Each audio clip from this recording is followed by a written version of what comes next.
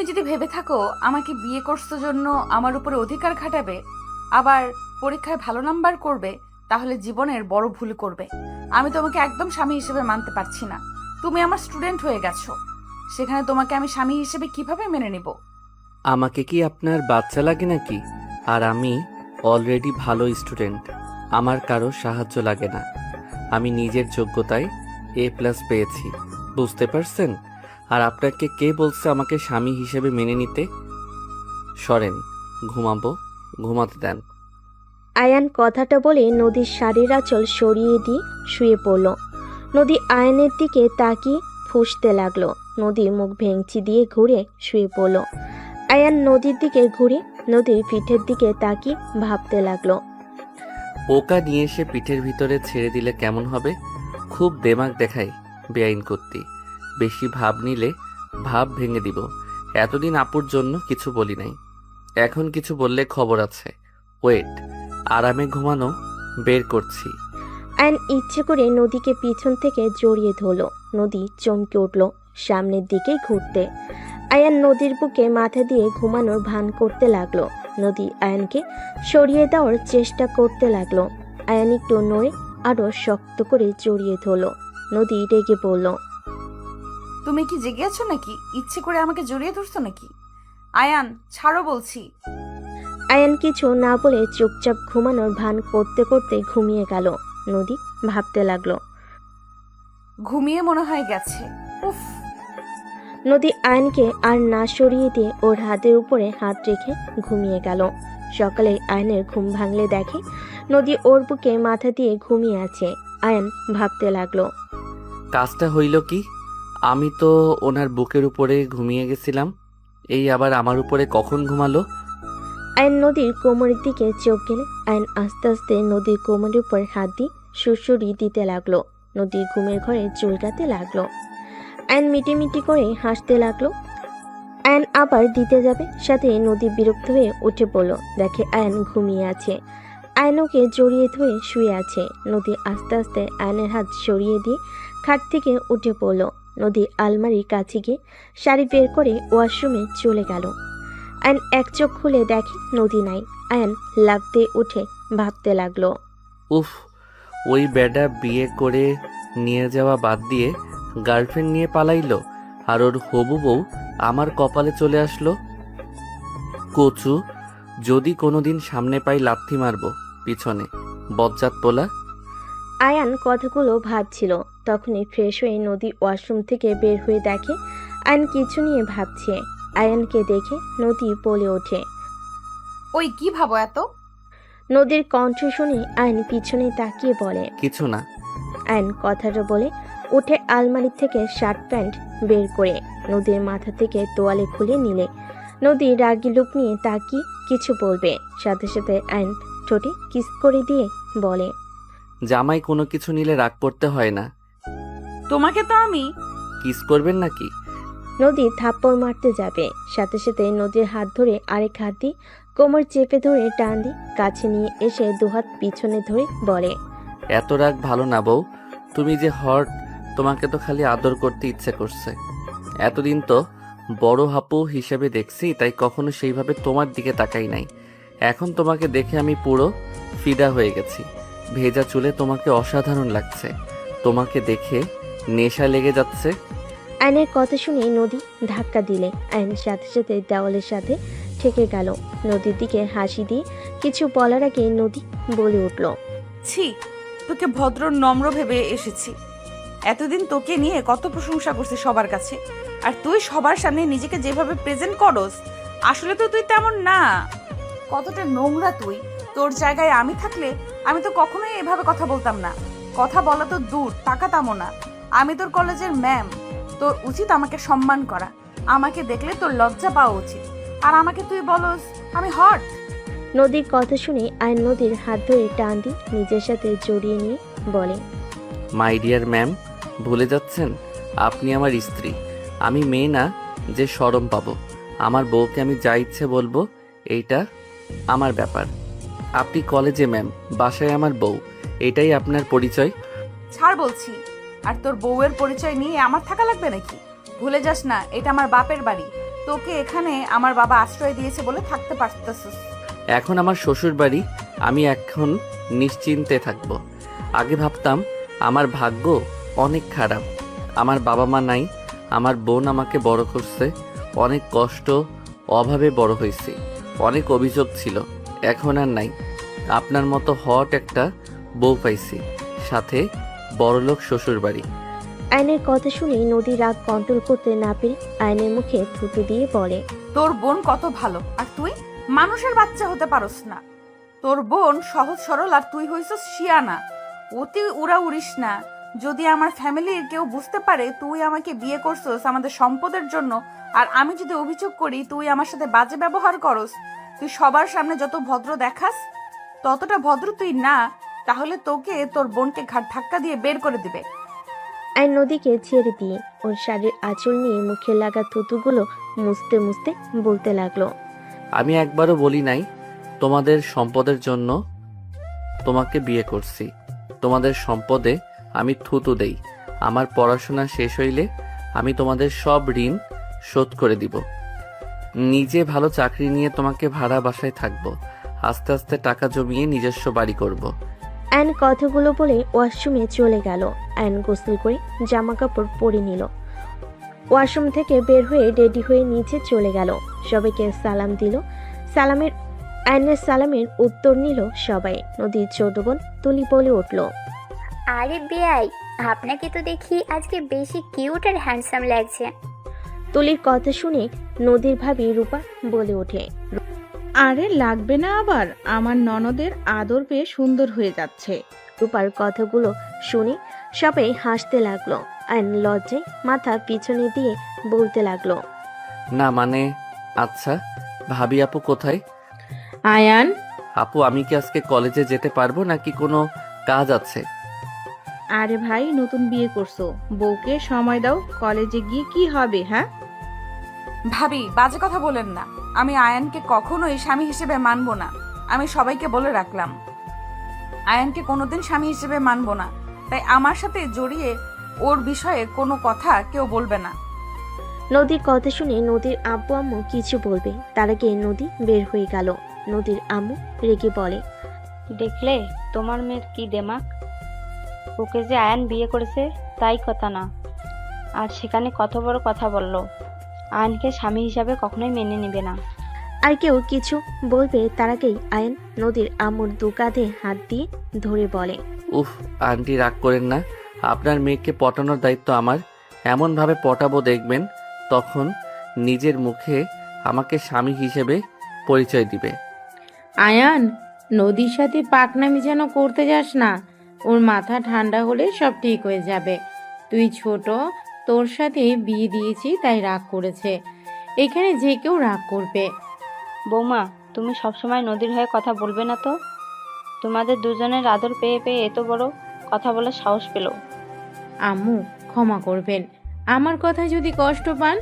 আম্মু, নদীর জায়গায় যে কেউ থাকলে রাগ করতো। আপনারা হঠাৎ করে আয়ানের সাথে বিয়ে দিলেন, বিষয়টা নদী মেনে নিতে পারছে না, তাইও রেগে আছে। কেন, তোমার ভাই কি ভালো ছেলে না? ওই কি খারাপ ছেলে নাকি যে তোমার ননদ এত বড় কথা বলবে? আম্মু, নদীকে কিছু সময় দেন, আর যত বলুক, স্বামী স্ত্রীর সম্পর্ক পবিত্র থাকতে থাকতে এমনিতেই ভালোবাসা তৈরি হয়ে যাবে। এখন ওই ছোট, আর আয়ানও তো নদীকে বড় আপু বলে ডাকতো। আয়ানকেও নদী তো ছোট ভাইয়ের মতো দেখতো। সেখানে হুট করে স্বামী হয়ে গেলে বিষয়টা লজ্জাজনক ব্যাপার। আমি কিছু বলবো না, তোমরা যা ইচ্ছে করো। নদীর আম্মু রাগ করে চলে যেতে নিবে।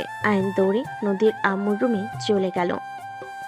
নদীর আম্মু খাটের উপর বসলে আয়ন হাঁটু গেড়ে বসে হাত ধরে বলে, আন্টি আপনি এমনভাবে থাকলে কিন্তু আমার ভালো লাগে না। আপনি এইসব নিয়ে চিন্তা করবেন না তো, আমি ওনার মনে জায়গা করে নিবই, আর যা করা লাগবে আমি সব করব।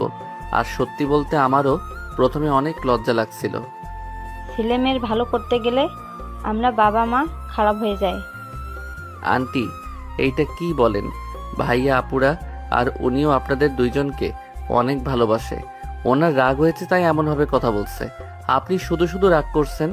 দেখেন আপনি আর আঙ্কেল হুট করে আমাকে বিয়ের কথা বলেন। আমি রাজি হইতে চাই নাই। আপনার মুখের দিকে তাকিয়ে আমি রাজি হয়ে যাই। দুইজনের সময় দরকার। আচ্ছা আন্টি, আমার ফোনটা বাজছে। আয়ন উঠে ফোনটা রিসিভ করে ওর ফ্রেন্ডদের সাথে কথা বলা শেষ করে নদীর আম্মুকে কিছুক্ষণ বুঝিয়ে আয়ন রুম থেকে বের হয়। আগের রুমে গিয়ে ব্যাগ নিয়ে বের হইলে আয়নের দুলাভাই আশিক বলে উঠল, আয়ান, গাড়ি ভাড়া নিয়ে যাও। ভাইয়া ভাড়া আছে, ওনার বিয়েতে তো অনেক টাকা উঠছে, ওইগুলো আছে। ও আচ্ছা, আসো, কলেজে নামিয়ে দিয়ে অফিসে যাব। আপনার আবার লেট হয়ে যাইতে পারে, আপনি যান, আমি গ্যারেজ থেকে সাইকেলটা নিয়ে চলে যাব। আচ্ছা, সাইকেল ঠিক করছো? জি, ঠিক করা হয়েছে। আয়ান ওর দুলাভাইয়ের সাথে কথা বলা শেষ করে বাসা থেকে বের হয়ে গেল। সামনে গ্যারেজ থেকে সাইকেল নিয়ে সোজা কলেজে চলে গেল। কলেজে ঢুকে সাইকেলের এক সাইডে রেখে হেঁটে যেতে লাগলো। নিচের দিকে তাকিয়ে থেকে রাকিবকে কল করতে করতে যেতে লাগলো। হঠাৎ কারোর সাথে ধাক্কা খেয়ে ফোন পড়ে যেতে নিবে, সাথে সাথে ক্যাচ ধরে ফেললো। সামনের দিকে তাকিয়ে দেখে নদী পড়ে আছে। আইন কিছু বলার আগেই কিছু স্টুডেন্ট দৌড়ে এসেছে। 3টা মেয়ে নদীকে ধরে তুলল। আর কয়েকটা ছেলে আয়নের মুখে ঘুষি মেরে বলে, তোর এত বড় সাহস, আমাদের ম্যামকে ধাক্কা মেরে ফেলে দিয়ে তাকিয়ে থাকোস। আইনকে আরেকটা মারতে যাবে, সাথে সাথেই নদী বলে, ওকে ছাড়ো, ওই বুঝতে পারে নাই আমি তাড়াতাড়ি করে যেতে নিয়ে ধাক্কা লাগছে, যাও তোমরা। নদীর কথা শুনে ছেলেগুলো আয়নকে ছেড়ে দিয়ে চলে গেল। আয়ন ঠোঁটের কাছে হাত দিলে দেখে রক্ত বের হচ্ছে। আয়ন কিছু না বলে রক্ত মুছতে লাগলো। হঠাৎ করে কয়েকজন এসে নদীকে সালাম দিয়ে আয়নকে পিছন থেকে জড়িয়ে ধরে আয়নের ঠোঁটে রক্ত দেখে অবাক হয়ে বলে ওঠে, দোষ, তোর মুখে রক্ত। কিছু না, চলো ক্লাসে। আর কখন থেকে কল দিচ্ছি, ধরস না কেন? আয়নুর বন্ধুদের সাথে মিলে ক্লাসে ঢুকে পড়ল। নদীও আয়নের ক্লাসে চলে গেল। নদীকে দেখে সবাই দাঁড়িয়ে সালাম দিল। নদী ক্লাসের ভিতরে এসে সবাইকে নিজের পরিচয় দিয়ে সবার থেকে পরিচয় নিতে লাগলো। আয়নের কাছে গেলে আয়ান দাঁড়িয়ে বলে, আমার নাম আয়ান। নাইস নেম, বসো। নদী ক্লাস শুরু করতে লাগলো। আয়ন নদীকে মুগ্ধ নয়নে তাকিয়ে থেকে দেখতে লাগলো। নদী মাঝে মাঝে আয়নের দিকে তাকালে আয়নের চোখে চোখ পড়তে নদী চোখ সরিয়ে নিয়ে ক্লাস করতে লাগলো। নদী ক্লাস শেষ হইলে চলে গেল। রাকিব বলে ওঠে, আয়নোর বন্ধুদের নিয়ে ক্লাস থেকে বের হয়ে মাঠের ভিতরে গিয়ে ফুচকাওয়ালা মামার কাছে গিয়ে ফুচকা অর্ডার দিয়ে সবাই বসে থেকে আড্ডা দিতে লাগলো। সবার সাথে ফুচকা খাওয়া শেষ করে সবাই মিলে ক্লাসে চলে গেল। ম্যাম যেমন দেখতে তেমন পারানো সিস্টেমটাই অসাধারণ। আচ্ছা বাহিরে চলো, তোদের ট্রিট দিব। আর বলিস কি, তুই আমাদের ট্রিট দিবি? হ্যাঁ চল, বেআইনের বিয়েতে টাকা পাইছি, ওইগুলো দিয়ে খাওয়াবো তোদের। বাহ বাহ, চল। 1:30 কলেজ ছুটি হইলে আয়নোর বন্ধুদের সাথে বের হয়ে গেল। 3টার দিকে বাসায় আসলে আয়নের মুখে কাটা দেখে আতিয়া বলে ওঠে, আয়ান, কি হয়েছে? তোর ঠোঁটের কাছে কাটা কেন? শোন আপু, কয়েকটা ছেলের খুশি খেয়েছে ভাবি। নদীর কথা শুনে সবাই অবাক হয়ে বলে, কি আয়ান, কি করছোস যে তোকে ওরা মারলো? তুই কি ক্ষতি করেছিলি ওদের? তোর অনেক সাহস বেড়ে গেছে, তাই না? আপু আমি কিছু করি নাই।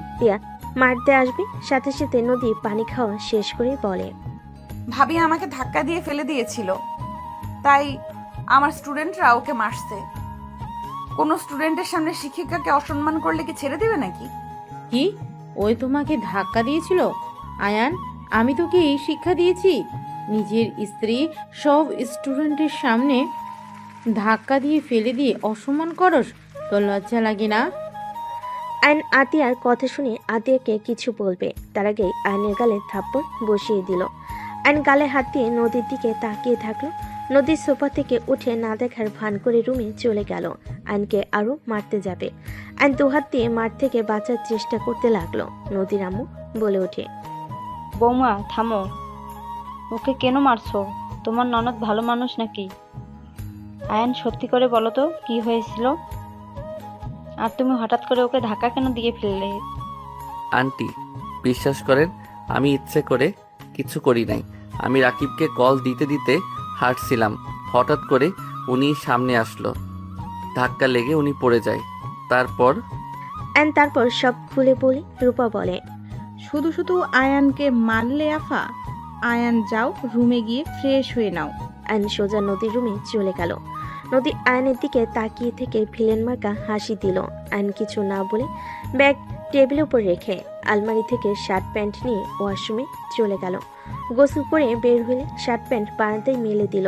আয়ন বারান্দায় দাঁড়িয়ে থেকে পাশের বারান্দার মেয়েটার দিকে তাকাতে মেয়েটা বলে, হাই আয়ান, কেমন আছো? আলহামদুলিল্লাহ, তুমি কেমন আছো? এই তো আলহামদুলিল্লাহ। বউ কই তোমার? শুয়ে আছে। ও আচ্ছা, সন্ধ্যার দিকে ছাদে এসো।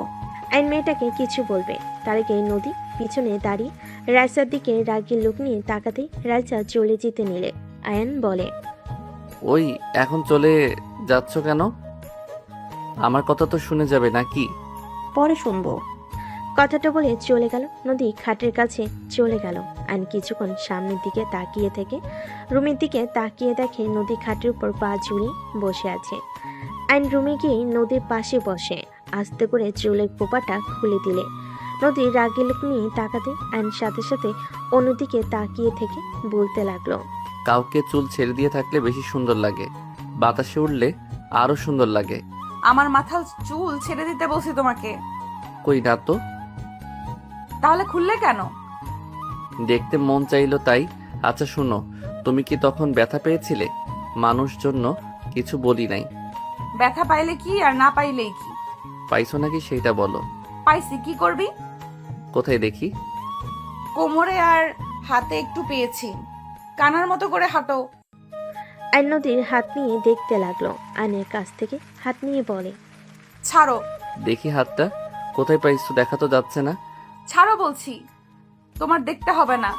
দেখাবে নাকি জোর করে কিস করব?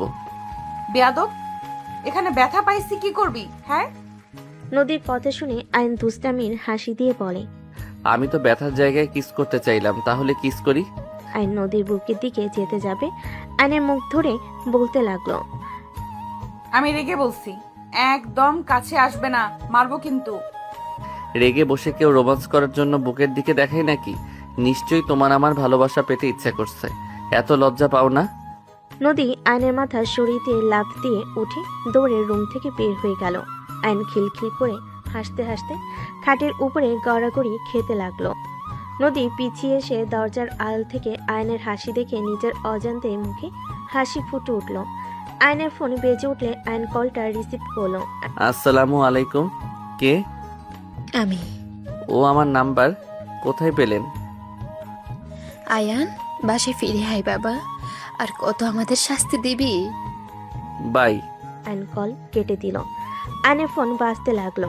আয়ন ফোন বন্ধ করে রেখে রুম থেকে বের হয়ে গেল। আয়ন নিচে গেলে তুলি বলে ওঠে, আয়ান, একটু বের হব, তুমি কি আমাকে নিয়ে যাবে? কোথায় যাবে? প্রতিদিন যেখানে যাই সেখানেই। ও আচ্ছা। প্রতিদিন তুই কোথায় যাস রে? ওনার ফ্রেন্ডদের সাথে আড্ডা দিতে যাই। ও তা তুলি, তুই একা যা, প্রতিদিন ওকে নেওয়ার কি দরকার? আয়ান গেলে বান্ধবীরা ফ্রিতে খাওয়াই। তুলি কথাটা বলে হাসতে লাগলো। সবাই ভুরু কুচকে তাকায়। নদী বলে ওঠে, মানে কি? মানে আসলে ও তুমি তো মানে আসলে ও তুমি তো আয়ানকে স্বামী হিসেবে মানোই না, তাই তোমাকে বলে কিছু হবে না। আয়ানকে নিয়ে গেলে আমার ফ্রেন্ডরা আয়ানের প্রেমে হাবুডুবু খাচ্ছে। আয়ান ওদের সাথে কথা বললে ওরা ফিদা। এদিকে আমি যা ইচ্ছে অর্ডার দিই, খেতে থাকি, সব বিল ওরা দেয়। ঘোরা থেকে শুরু করে সব ওরা পেমেন্ট করে। আমি আর আয়ান শুধু খাই, ঘুরি ফ্রিতে। তুলি কথাটা বলে হাসতে লাগলো। সবাই শুনে অবাক হয়ে তাকিয়ে আছে।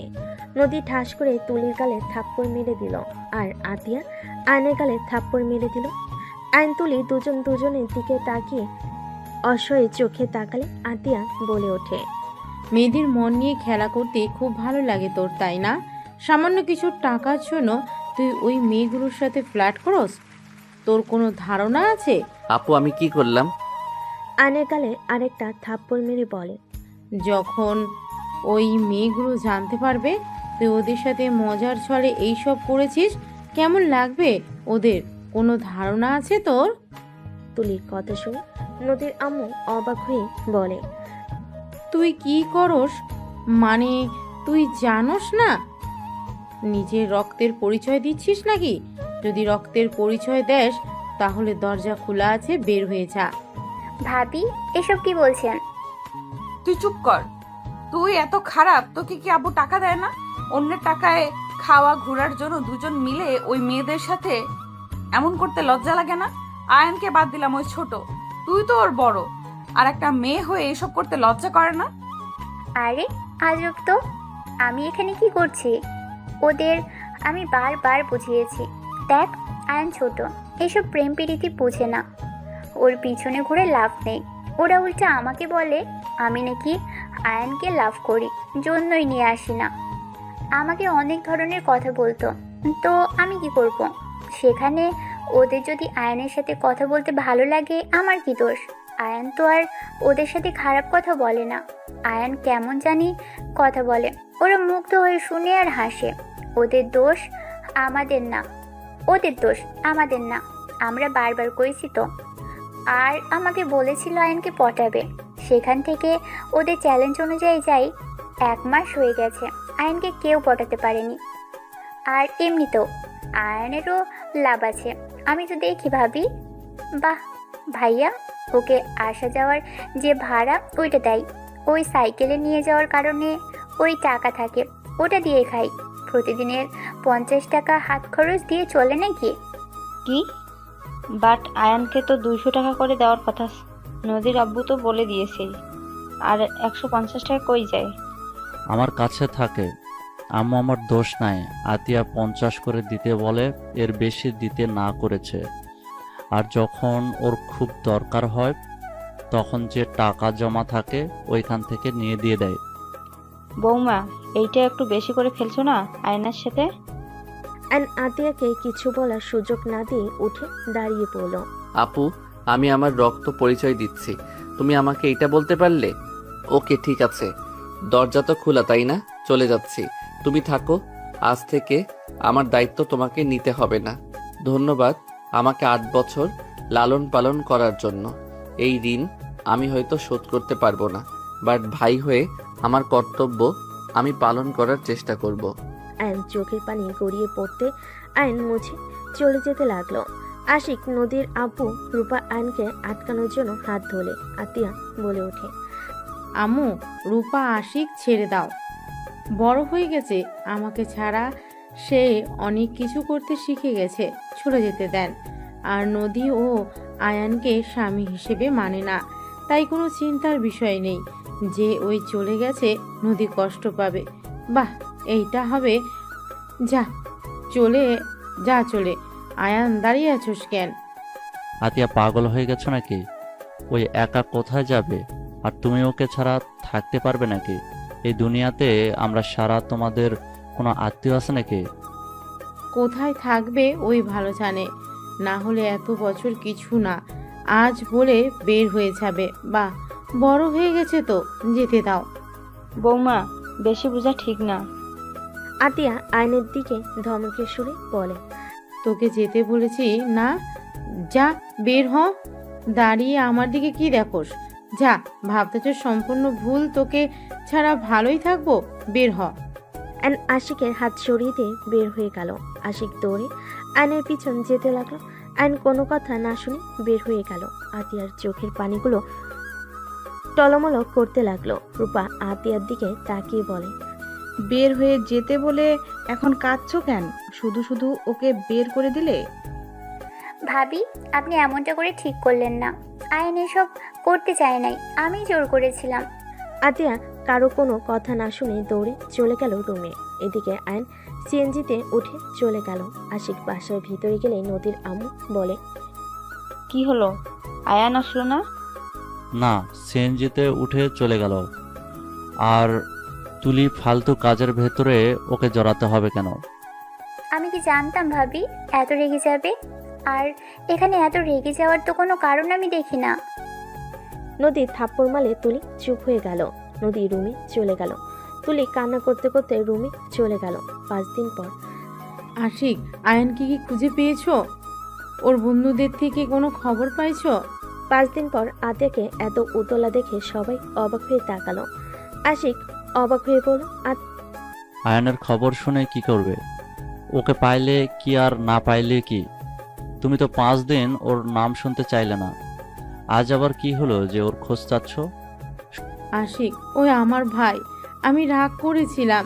আমি রাগের বশে একটা কথা বলে দিয়েছি, তাই বলে ও বাসা থেকে বের হয়ে যাওয়ার কথা বলবে? আমি কি আমার ভাইকে শাসনও করতে পারবো না নাকি? শোনো, আমাদেরও ভাই বোন আছে। আমার আম্মুও কোনোদিন তোমার মতো করে শাসন করে নাই। আমার আম্মু আব্বু কি কম রাগী নাকি? তুমি আয়ানকে যে পরিমাণ শাসনে রাখতে, তারপরও কোনোদিন তোমার মুখের উপরে কিছু বলে নাই। ওকে যেভাবে বলো সেইভাবে চলে। ওই ছোট মানুষ তুলির সাথে মিলে একটু মজা করছে, তাতে তুমি ওকে থাপ্পড় মারলে, বের হয়ে যেতে বললে।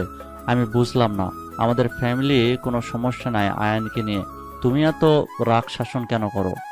তুমি বুঝবে না, অল্পতে খুশি থাকা ভালো, যেটা আমার ভাইকে আমি শিখিয়েছি। হ্যাঁ, আমি মানছি রাগের বশে আমি ওকে বকা দিয়েছি। ওর বোঝা উচিত ছিল আমি ওর ভালোর জন্য ওকে বকাগুলো দিয়েছি। ওই ছোট আর কত সহ্য করবে? এইটাই শাসন বলে না আতিয়া, পাগলামি বলে। আমার ছেলে মেয়েকে তুমি এত শাসন করতে পারবে না। ওরা বাসায় আসলে একদম ওদের উপরে এত শাসন চালাতে যাবে না, বলে দিলাম। Ashik, just set up. Ashik, বৌমার সাথে ঝগড়া করিস না। তুই কি আয়ানের খোঁজ পেয়েছোস? নদী, ওই কি কলেজে আসে না? না, আমি খুঁজেছি, ওকে পাই নাই। ওর ফ্রেন্ডদের জিজ্ঞেস করলে বলে কিছু জানে না, ও সম্পর্কে বেশি ঘাটলে নানা ধরনের প্রশ্ন করবে, তাই আর কিছু বলি নাই। ওর ফ্রেন্ডদের তুমি চেনো নদী? বাট বাসা কই তা জানি না। মনে হয় বস্তির ওইদিকে হবে। ওদের ওইদিকে কয়েকবার যেতে দেখেছি। উফ, কেন যে রাগ দেখাতে গেলাম, ফোনটাও নেয় নাই। আতিয়া কান্না করতে লাগলো। রূপা আতিয়াকে ধরে হঠাৎ করে আতিয়ার কল বেজে উঠলো। আয়নের ফোন দেখে কল এসেছে। আতিয়া তাড়াতাড়ি ফোনটা রিসিভ করলো। আসসালামু আলাইকুম, কে? ওয়ালাইকুম আসসালাম আতিয়া। ও আপনি? দেখেন, আয়ানকে আপনারা যদি নিয়ে যেয়ে থাকেন তাহলে আমার ভাইকে ফিরিয়ে দেন। আমার ভাইকে ছাড়া আমি থাকতে পারবো না। আমার ভাইকে ফিরিয়ে দেন। আতিয়া, এসব কি বলছো? আয়ান তোমার কাছে নাই? আপনি এমন অবাক হচ্ছেন, আপনারা ওকে নিয়ে গেছেন। আতিয়া, এসব কি বলো? আয়ানকে আমরা নিয়ে আসি নাই। আমরা তো লন্ডন, আমরা কিভাবে নিয়ে আসবো? আয়ানকে নিয়ে যাওয়ার জন্য এসেছিলাম, আয়ান আসে নাই। তোমার সাথে কথা বলারও সুযোগ দেয় নাই। সত্যি আপনারা ওকে নেন নাই? তুমি নাম্বারটা দেখো। আতিয়া নাম্বারের দিকে তাকিয়ে দেখে বাহিরের দেশের নাম্বার। আতিয়া কান্না করতে করতে বলে, ওকে রাখছি। আয়ান কোথায়? ওর কি হয়েছে? তুমি ঠিক আছো আতিয়া? আয়ানের সাথে কিছু হয়েছে তোমার? আতিয়া, কথা বলো। আতিয়া ফুপিয়ে ফুপিয়ে কান্না করতে করতে বলে, জানি না, আমার উপরে রাগ করে বের হয়ে গেছে। আজ 5 দিন ওর কোনো খোঁজ খবর নেই। আতিয়ার কথা শুনে আয়নের আম্মু থমকে গেল। আয়নের আম্মু বলে, কি বলছো? আমি সেই দিন কথা বললাম, ওই আমার ফোন কেটে দিয়ে ফোন বন্ধ করে দিয়েছিল। ওর বন্ধুদের সাথে যোগাযোগ করো, আমি মানুষ লাগিয়ে দিচ্ছি, তুমি কান্না করো না। আপনার সাহায্য আমার লাগবে না। আমি আমার ভাইকে একা খুঁজে নিয়ে আসব। আর আপনি আমার ভাইকে কেন কল দেন? আপনাকে কতবার বলেছি আমার ভাই আমার সাথে যোগাযোগ রাখার চেষ্টা করবেন না। আতিয়া, কেন এমন করছো? আমাদের কি ক্ষমা করা যায় না? আজ 9 বছর হয়ে গেল তোমরা দুইজন আমাদের থেকে দূরে। আমরা তো তোমার বাবা মা, কেন এমন করছো? তোমার আব্বুর ভুলের জন্য শেষ তো শাস্তি পেয়েছে। চুপ করেন, আপনাদের কথা আমি শুনতে চাই না। আমার ভাইকে আমি ফিরিয়ে নিয়ে আসব। আমি আমার ভাইয়ের উপর আপনার হাজবেন্ডের আর আপনার বড় ছেলের ছোঁয়াও পড়তে দিব না। Just hate you. আয়নের আম্মুকে কিছু বলতে না দিয়ে কল কেটে দিয়ে রাগে বসে ফোন আছাড় দিয়ে ভেঙে ফেললো। আতের এমন রাগ দেখে সবাই চমকে গেল। আতিয়া ওর ফোন বের করে একজনকে কল দিয়ে বলল, আসসালামু আলাইকুম, আমি আতিয়া। ওয়ালাইকুম আসসালাম। চাচ্চু, তুমি কোথায়? আমি যেখানে থাকার সেখানে আছি। আপনি আমাকে সাহায্য করতে পারবেন? কি হয়েছে চাচ্চু, কান্না করছো কেন? আমি আয়ানের পিক আপনাকে দিচ্ছি। 2 ঘন্টার ভিতরে ওকে খুঁজে বের করে দিবেন। কি হয়েছে আয়নের? আমার সাথে ঝামেলা হয়েছিল, রাগ করে চলে গেছে। 5 দিন ধরে ওর কোনো খোঁজ পাচ্ছি না। আমার যতটা ধারণা ও এই এলাকায় আছে, ওর কাছে বেশি টাকা নাই যে বাইরে যাবে। ঠিক আছে, কান্না করো না, আমি দেখছি। আতিয়া কথাগুলো বলে ফোন কেটে দিল। আয়নের পিক পাঠিয়ে দিল। আতিয়া নিচ থেকে সিম ভেঙে ফেলল। আশিক বলে ওঠে, কাকে বললে যে 2 ঘন্টার ভেতর আয়ানকে বের করে দেবে? এইটা কিভাবে সম্ভব? আমরা 5 দিন ধরে খুঁজে যাচ্ছি, পাচ্ছি না। আর আয়ানের ফোনের সিম ভেঙে কেন ফেললে? এই সিম ফোনের কোনো দরকার নেই, আর যাকে বলেছি তার উপরে আমার বিশ্বাস আছে। আতিয়ার ফোন বেজে উঠলে আতিয়া কল রিসিভ করতেই আয়ন বলে ওঠে, আপু, ওরা আমাকে ধরে নিয়ে এসেছে। আপু আমাকে যেতে দিচ্ছে না। তুই বল আপু, বাসায় যেতে বলেছে। আয়ন কিছু বলার আগেই চাচ্চু ফোন রিসিভ করে বলে, আতিয়া, আয়ান আজকে আমাদের কাছে থাক। তোমার আম্মুরা কাজিনরা ওকে যেতে দিবে না। আয়নকে আসতে দেন, ওই পরে গিয়ে ঘুরে আসবে। তুমি এখানে আসো। ভাই, আতিয়া কল কেটে দিল। আয়নের ফোনগুলো সিম সব টুকরো টুকরো তুলে ডাস্টবিনে ফেলে দিয়ে রান্নাঘরে চলে গেল। নদীর আম্মু আশিককে বলল, বৌমা আমাদের থেকে মনে হয় কিছু লুকাচ্ছে। ওর কথা বলার ধরন চেঞ্জ হয়ে গেছে। 2 ঘন্টার ভিতরে একটা মানুষকে কিভাবে খুঁজে বের করবে? আমিও বুঝতে পারছি না, এমন সরল নরম কণ্ঠে মানুষ কিভাবে এভাবে কথা বলতে পারে। রাগের চটে ফোন ভেঙে ফেললো। সবাই টুকটাক কথা বলতে লাগলো। 3 ঘন্টা পর কলিং বেল বাজার শব্দ হলো। কাজের লোক দরজা খুলতে চলে গেল। আইন ভিতরে ঢুকলো। সবাই অবাক হয়ে গেল। আতিয়ার সামনে কাপা কাপা কণ্ঠে পড়ল, আই এম সরি। লাস্টে 37 কার নাম্বার? আয়ান থমকে গেল।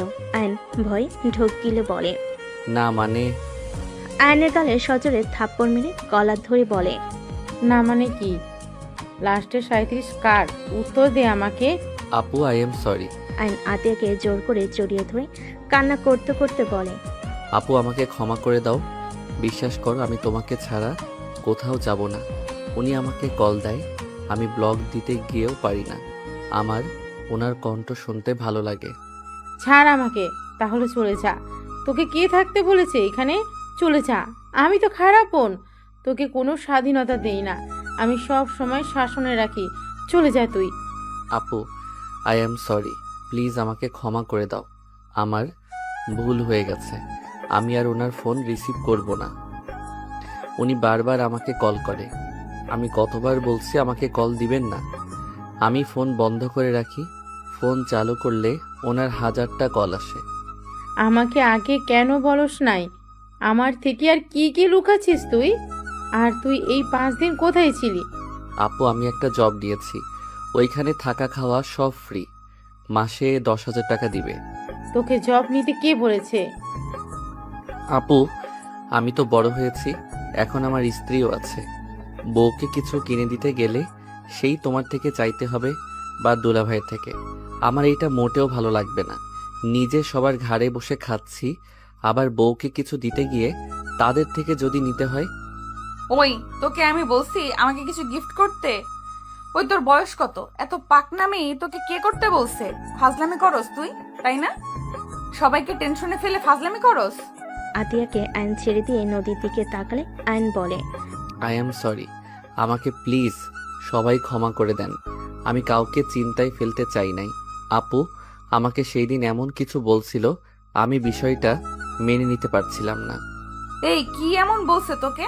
তোর বোন তো তোকে মাঝে মাঝে রেগে বাড়ি থেকে বের হয়ে যেতে পারে। সেখানে এতদিন যাস নাই, সেদিন কেন গেলি? বের হওয়ার ব্যাপারে আমার খারাপ লাগে নাই। আমার খারাপ লাগছে আপু আমাকে রক্তের পরিচয় দেওয়ার কথা শুনে। আমি কি এমন করছিলাম? আমি তো জাস্ট ওই মেয়েদের সাথে কথা বলতাম মজা করে। এর থেকে তো আমি কোনো বাজে কথা ভিতরে বা তাদের দিকে বাজেভাবে তাকাইও নাই। রুমে যা, আমার রাগ আরো বাড়ছে কিন্তু তোর উপরে। যাচ্ছি। আর একটা কথা বলার আছে। কি কথা? আপু, সাথী মেয়েটা আমার পিছনে লাগছে। সাথীকে? যে আমাকে ধরে নিয়ে গেছিল, ওনার ছোট মেয়ে, আমাদের পাশে কলেজে নাকি পড়ে। ও, তুই এড়িয়ে যাবি?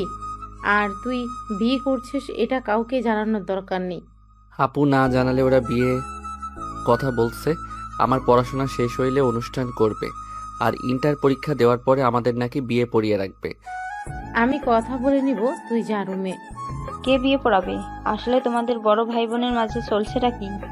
তোমাকে কে কিডন্যাপ করেছিল? আমু, কিডন্যাপ না, আমি যাকে বলেছিলাম সেই ওকে খুঁজে নিয়ে গেছিল। ও আরেকটা কথা আপু, রূপা মেয়েটা নাকি ভাবি হয়। আঙ্কেলের কোম্পানির শেয়ারে যে মেয়েটা আছে উনি। কি? হুম। সব ঝামেলা একসাথে আসা লাগবে? রূপা ম্যাম তোমার ভাবি হয় মানে কি বলো এসব? ওনার সাথে তোমাদের সম্পর্ক হওয়ার তো দূর, ওনাদের তো অনেক বড় বিজনেস আছে, ওনার শ্বশুর শাশুড়ি সব লন্ডন থাকে, উনি বছরের একবার আসে, ওনাদের সাথে তোমাদের সম্পর্ক থাকার কোনো ভাবে সম্ভব না। ওর কথা রাখো তো। ও তো বড় মাপের মানুষদের সাথে আমাদের কি সম্পর্ক হবে? সাথী ওর বড় বোন রূপা, রূপার আব্বুকে আমি চিনি, উনি তো ভালো মানুষ, গরিবদের সাহায্য করে, সেখান থেকে পরিচয়। ও তাই বলো? আয়ন চলে গেল। আতিয়া নিজের রুমে চলে গেল। তুলি বলে ওঠে, দেখছো, সাথী আমাদের সাথে পড়ে, আমাদের ক্লাসে টপার, সেও ওর পিছনে লেগেছে। শুধু আপু আয়নের মর্ম বুঝলো না। Just shut up. নদী ধমক দিয়ে চলে গেল। আয়ন গোসল করে পোশাক পরে খাটের পর বসতেই নদী বলে ওঠে, বড়লোক বউ পেয়ে যাচ্ছিস, তোর তো মনে হয় খুশিতে আজ ঘুম হবে না। বাজে কথা বলো না। চকলেট খাবে? তোর চকলেট তুই খা। আমার শার্ট দিয়ে নাক পরিষ্কার করছিলেন নাকি? একটা শার্টের অবস্থা খারাপ। হো, ঠান্ডা লাগছে দেখে তো মনে হয় না। কান্না করছেন নাকি? হি হি। আমার বউ আমাকে একটু হইলেও ভালোবাসে। চুপ কর। কে তোকে ভালোবাসে? হ্যাঁ, আয়নের সামনেই আঙ্গুল তুলে কথাগুলো বলতে আয়ন সাথে সাথে নদীর হাত ধরে টান দিয়ে কোলে বসিয়ে দিয়ে পিছন থেকে জড়িয়ে ধরে ঘাট থেকে চুল সরিয়ে কিস করলে নদী কেঁপে উঠল। নদী নিজেকে ছাড়ানোর চেষ্টা করতে লাগলো। আয়ন নদীর পেটে হাত দিয়ে নিজের সাথে চেপে ধরে বলল, ভালোবাসো মুখে বললে কি সমস্যা? হ্যাঁ, আমি তোকে ভালোবাসি না, ছাড় বলছি। আয়ন নদীকে টান দিয়ে খাটের উপর ফেলে দিয়ে দুই হাত খাটের সাথে চেপে ধরে মুখের কাছে নিয়ে যেতে নিলে নদী নিজেকে ছাড়ানোর চেষ্টা করতে লাগলো। আয়নের নিঃশ্বাস যত মুখের উপর পড়তেছে নদী কেঁপে উঠতে লাগলো। আইন ঠোঁটের কাছে গেলে নদীর ঠোঁট জোড়া কাঁপতে লাগলো। আইন ঠোঁট জোড়া নিজের দখলে নিয়ে নিল। নদীর চোখ বন্ধ করে ফেলো। আইন নদীর ঠোঁট জোড়া নিজের দখলে নিয়ে নিল। নদীর নিঃশ্বাস ঘন হতে লাগলো। আইন আস্তে আস্তে নদীর শাড়ির আঁচলে হাত দিয়ে সরিয়ে দিতেই হঠাৎ করেই নদীর ফোন বেজে উঠল। নদী ধাক্কা দিয়ে সরিয়ে দিয়ে শাড়ির আঁচল ঠিক করে ফোন হাতে নিয়ে বারান্দায় চলে গেল। আইন ভুরু কুচকে তাকিয়ে বিড়বিড় করে বলতে লাগলো, শালা কল দেওয়ার সময় পেল না। আইন কথাটা বলে উঠে পড়তে বসলো। আইন পড়াশোনায় মনোযোগ দিতে লাগলো। নদী কথা বলা শেষ করে পিছনে ঘুরে আইনের দিকে তাকিয়ে থেকে বারান্দা থেকে বের হয়ে ল্যাপটপ নিয়ে খাটে বসলো। আইনের ফোনের কথা মনে পড়তেই আইন পিছনের দিকে ঘুরে তাকিয়ে বলল, বউ, আপু কি আমার ফোনটা নিয়ে নিয়েছে? ভেঙে ফেলছে, ফোন সিম দুইটাই। নদীর কথা শুনে আয়নের মন খারাপ হয়ে গেল। আয়ন আর কিছু না বলে চুপচাপ পড়তে বসলো। নদী আয়নকে দেখে বলল, এই সত্যি করে বলো তো, তোমরা ভাই বোন আমাদের থেকে কি কিছু লুকাচ্ছ নাকি? কি লুকাবো? আমার মনে হয় কিছু লুকাচ্ছ। লুকাচ্ছি। আপনাকে লাভ করি, আপনি বোঝেন না। ফালতু। নদী আর কিছু না বলে কাজ করতে লাগলো। আইন পরে মনোযোগ দিতে লাগলো। রাতে সবাই খেতে গেল। আইন খাবার খেতেই নদীর পাশে বসলো। আতিয়া সবাইকে খাবার দিতে লাগলো। আয়নকে খাবার দিলে আয়ন নিচের দিকে মাথা দিয়ে চুপচাপ খেতে লাগলো। হঠাৎ করে আতিয়ার দিকে তাকালে আতিয়া বলে ওঠে, কিছু বলবি নাকি? না। তাহলে বারবার তাকাচ্ছিস কেন? আয়ন কিছু না বলে খেতে লাগলো। আয়ন আতিয়ার দিকে তাকিয়ে বলে, আপু আমার খেতে ইচ্ছা করছে না। কেন, কি হয়েছে? কিছু না, আমি খাবো না, গলা দিয়ে ভাত নামছে না। আয়নের কণ্ঠটা কান্নামাখা হইলে আতিয়া বলে ওঠে, আর 1 মাস আছে কুরবানি ঈদের, তখন আমি তোকে ছেড়ে দিব। এই 1 মাস এখানে থাক। আর নদী তোকে যেহেতু পছন্দ করে না, নদী তুমি আয়ানকে ডিভোর্স দিয়ে দিও। ও এখান থেকে একেবারে জন্য চলে যাবে। আতিয়ার কথা শুনে নদীর বুকটা কেঁপে উঠল। আয়নের দিকে তাকালো। নদীর আম্মু বলে, এইসব কি বলো? ডিভোর্স দিব মানে? আর আয়ান এবার কোথায় যাবে? আম্মু দেখেন, নদী আয়ানকে অপছন্দ করে, সেখানে জোর করে কোনো সম্পর্ক রাখা উচিত না। আমার মনে হয় ডিভোর্স দেওয়া ভালো। আমাদের জন্য দুইজন একে অপরকে অপছন্দ করে জোর করে একই ছাদে থাকছে আমাদের জন্য। আমরা এইটা হতে দিতে পারি না। মেয়েদের স্বাধীনতা বলে একটা কথা আছে। একটা জিনিস বুঝলাম না, তুমি সব সময় মেয়েদের হয়ে এত কথা কেন বলো? মেয়ে হয়ে কি আমাদের কোনো স্বাধীনতা থাকবে না নাকি? বিয়ে সারা জীবনের ব্যাপার। সেখানে নদী আয়নকে সহ্য করতে পারছে না, সেখানে বাধ্য হয়ে আয়নের সাথে থাকার কোনো মানে হয় না। দুজনের জীবন নষ্ট। আমারও তাই মনে হয়, ওদের বাধ্য হয়ে সম্পর্কে রাখা উচিত না। দুজন চুপ করবে। খাবার খেতে দিবে নাকি উঠে চলে যাব? আতিয়া বসলো, সবে খাবার খেতে লাগলো। আয়ন অল্প খেয়ে উঠে চলে গেল। আয়ন রুমে গিয়ে বসে থেকে ভাবতে লাগলো। উনি কি আসলে আমাকে ভালোবাসে না নাকি? একটা কথাও বললো না আপু, যে ডিভোর্সের কথা বললো কিছু বললো না, চুপচাপ কথাগুলো শুনলো। ওকে ডিভোর্স দিলে আমিও দিব। আমিও চাই না জোর করে ওনার সাথে থাকতে। ভালো লাগছে না, চারিদিকে শুধু অশান্তি। আয়ন কথাগুলো ভাবতে লাগলো। আয়ন খাটের এক কোণে শুয়ে থেকে কথাগুলো ভাবতে লাগলো। নদী রুমের ভিতর এসে আয়নকে ভাবতে দেখে কিছু বলল না। খাটে শুয়ে লাইট অফ করে দিল। ডিম লাইট জ্বালিয়ে উপরের দিকে তাকিয়ে থাকতে লাগলো। আয়ন নদীর হাতের উপরে মাথা দিয়ে পেট উপরে হাত রেখে জড়িয়ে ধরে বলল, তুমি কি সত্যি আমাকে ডিভোর্স দিবে? আচ্ছা, আমাকে কি সত্যি ভালোবাসা যায় না? আমি অন্য কাউকে ভালোবাসি। নদীর কথা শুনে আয়নের বুকের ভিতর কেঁপে উঠল। আয়ন এক সেকেন্ডের ভিতরে নদীর উপর থেকে হাত সরিয়ে নিল। আয়ন খাট থেকে নেমে বালিশ নিয়ে সোজা সোফায় চলে গেল। নদীর চোখের পানিগুলো গড়িয়ে পড়ল। নদী মনে মনে ভাবতে লাগলো, এই তোমার ভালোবাসা আয়ান? অন্য কাউকে ভালোবাসি শুনে আমার পাশের জায়গাটা ছেড়ে দিলে? নিজের স্ত্রীকে নিজের করে রাখার বয়স তোমার হয় নাই। কিভাবে নিজের জায়গায় ধরে রাখতে হয় সেটা তুমি জানো না আয়ান। নদী কথাগুলো ভাবতে ভাবতে চোখের পানি ফেলতে ফেলতে ঘুমিয়ে গেল। আয়ন এপাশ ওপাশ হতে লাগলো। আয়ন ভাবতে লাগলো, আমাকে ভালো না বাসলে আমি ছিলাম না দেখে আমার শার্ট জড়িয়ে কেন কান্না করছে? আর সত্যি কান্না করছে নাকি আমার ভুল ধারণা? আমি কাছে গেলাম, আমাকে শুধু মুখে বলল সরে যেতে। কই প্রথমের মতো তো জোর করে সরিয়ে দেওয়ার চেষ্টা তো করলো না। উফ, মেয়ে মানুষকে বোঝা বড্ড কঠিন। আমার বোন একটা আছে, এত পেঁচালো কেন এই মেয়ে মানুষ, ধ্যাত ভালো লাগে না। আয়ন কথাগুলো বলে ঘুমিয়ে গেল। সকালে ঘুম ভাঙলে নদী আয়নের দিকে কিছুক্ষণ তাকিয়ে থেকে ওয়াশরুমে চলে গেল। আয়নের ঘুম ভাঙলে খাটের দিকে তাকিয়ে দেখে নদী নাই। আয়ন উঠে ওয়াশরুমের দিকে তাকিয়ে বুঝলো ওয়াশরুমে গেছে। আয়ন উঠে বারান্দায় চলে গেল। বারান্দার গ্রিল ধরে দাঁড়িয়ে থাকতে লাগলো। হঠাৎ করে সামনে থেকে রাইসা বলে উঠল, গুড মর্নিং আয়ান, কেমন আছো? Good morning. আলহামদুলিল্লাহ ভালো, তুমি কেমন আছো? আলহামদুলিল্লাহ। কাকির থেকে শুনলাম তুমি নাকি রাগ করে বের হয়ে গেছিলে। ওই আর কি। আর এমন করবে না, তুমি তো জানো ভাবি তোমাকে কত ভালোবাসে। যাই হোক, তোমার বাসার সবাই কেমন আছে? আলহামদুলিল্লাহ। তা বাসায় আসো, ঘুরে যাও। আম্মু আব্বু তোমার কথা জিজ্ঞেস করে। ছেলেটা কোথায়, রাগ করে গেল? যাবো এক সময়, কলেজে যেতে হবে। ওকে যাও।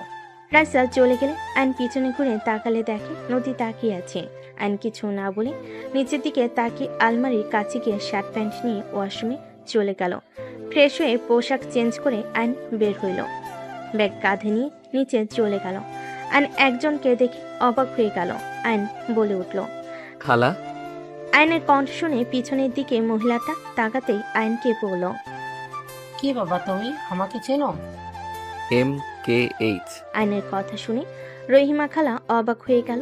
রহিমা খালা কাঁপা কাঁপা কণ্ঠে বলে উঠল, আয়ান। আয়ন দৌড়ে গিয়ে রহিমা খালাকে জড়িয়ে ধরল। সবাই অবাক হয়ে তাকিয়ে থাকতে লাগলো।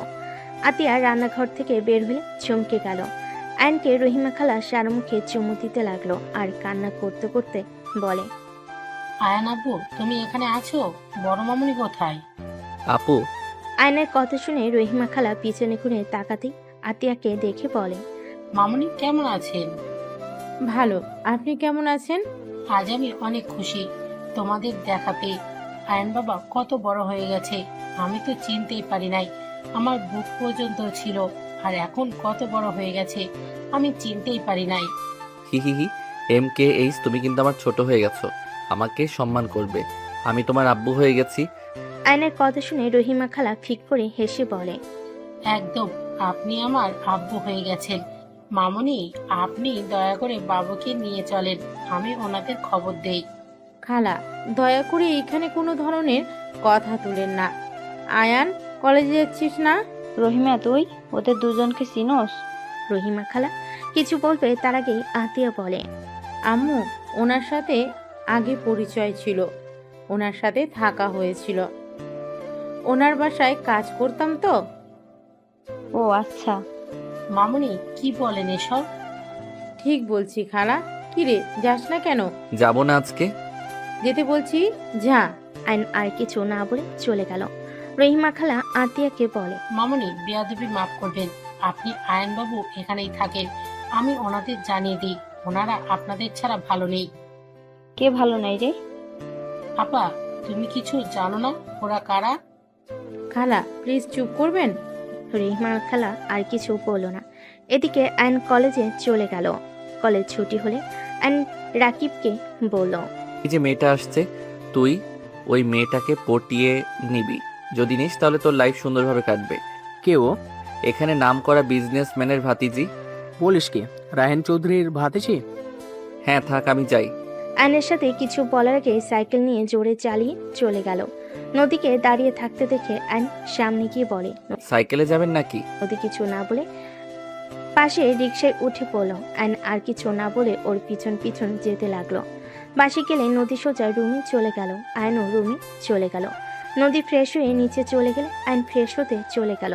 ফ্রেশ হয়ে নিচে গেলে আয়ন আতিয়াকে বলল, আপু, আমি একটু বাইরে যাব।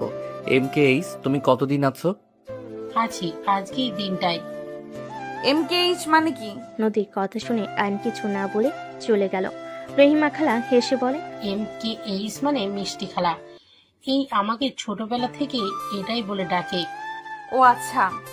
হঠাৎ করে আয়ন দৌড়ে বাসার ভিতর ঢুকলো। সবাই ভ্রু কুচকে তাকালে আয়ন আতিয়াকে বলল, MKH, আপনি এটা কি করলেন? আপু তো এখন রেগে যাবে। মানে?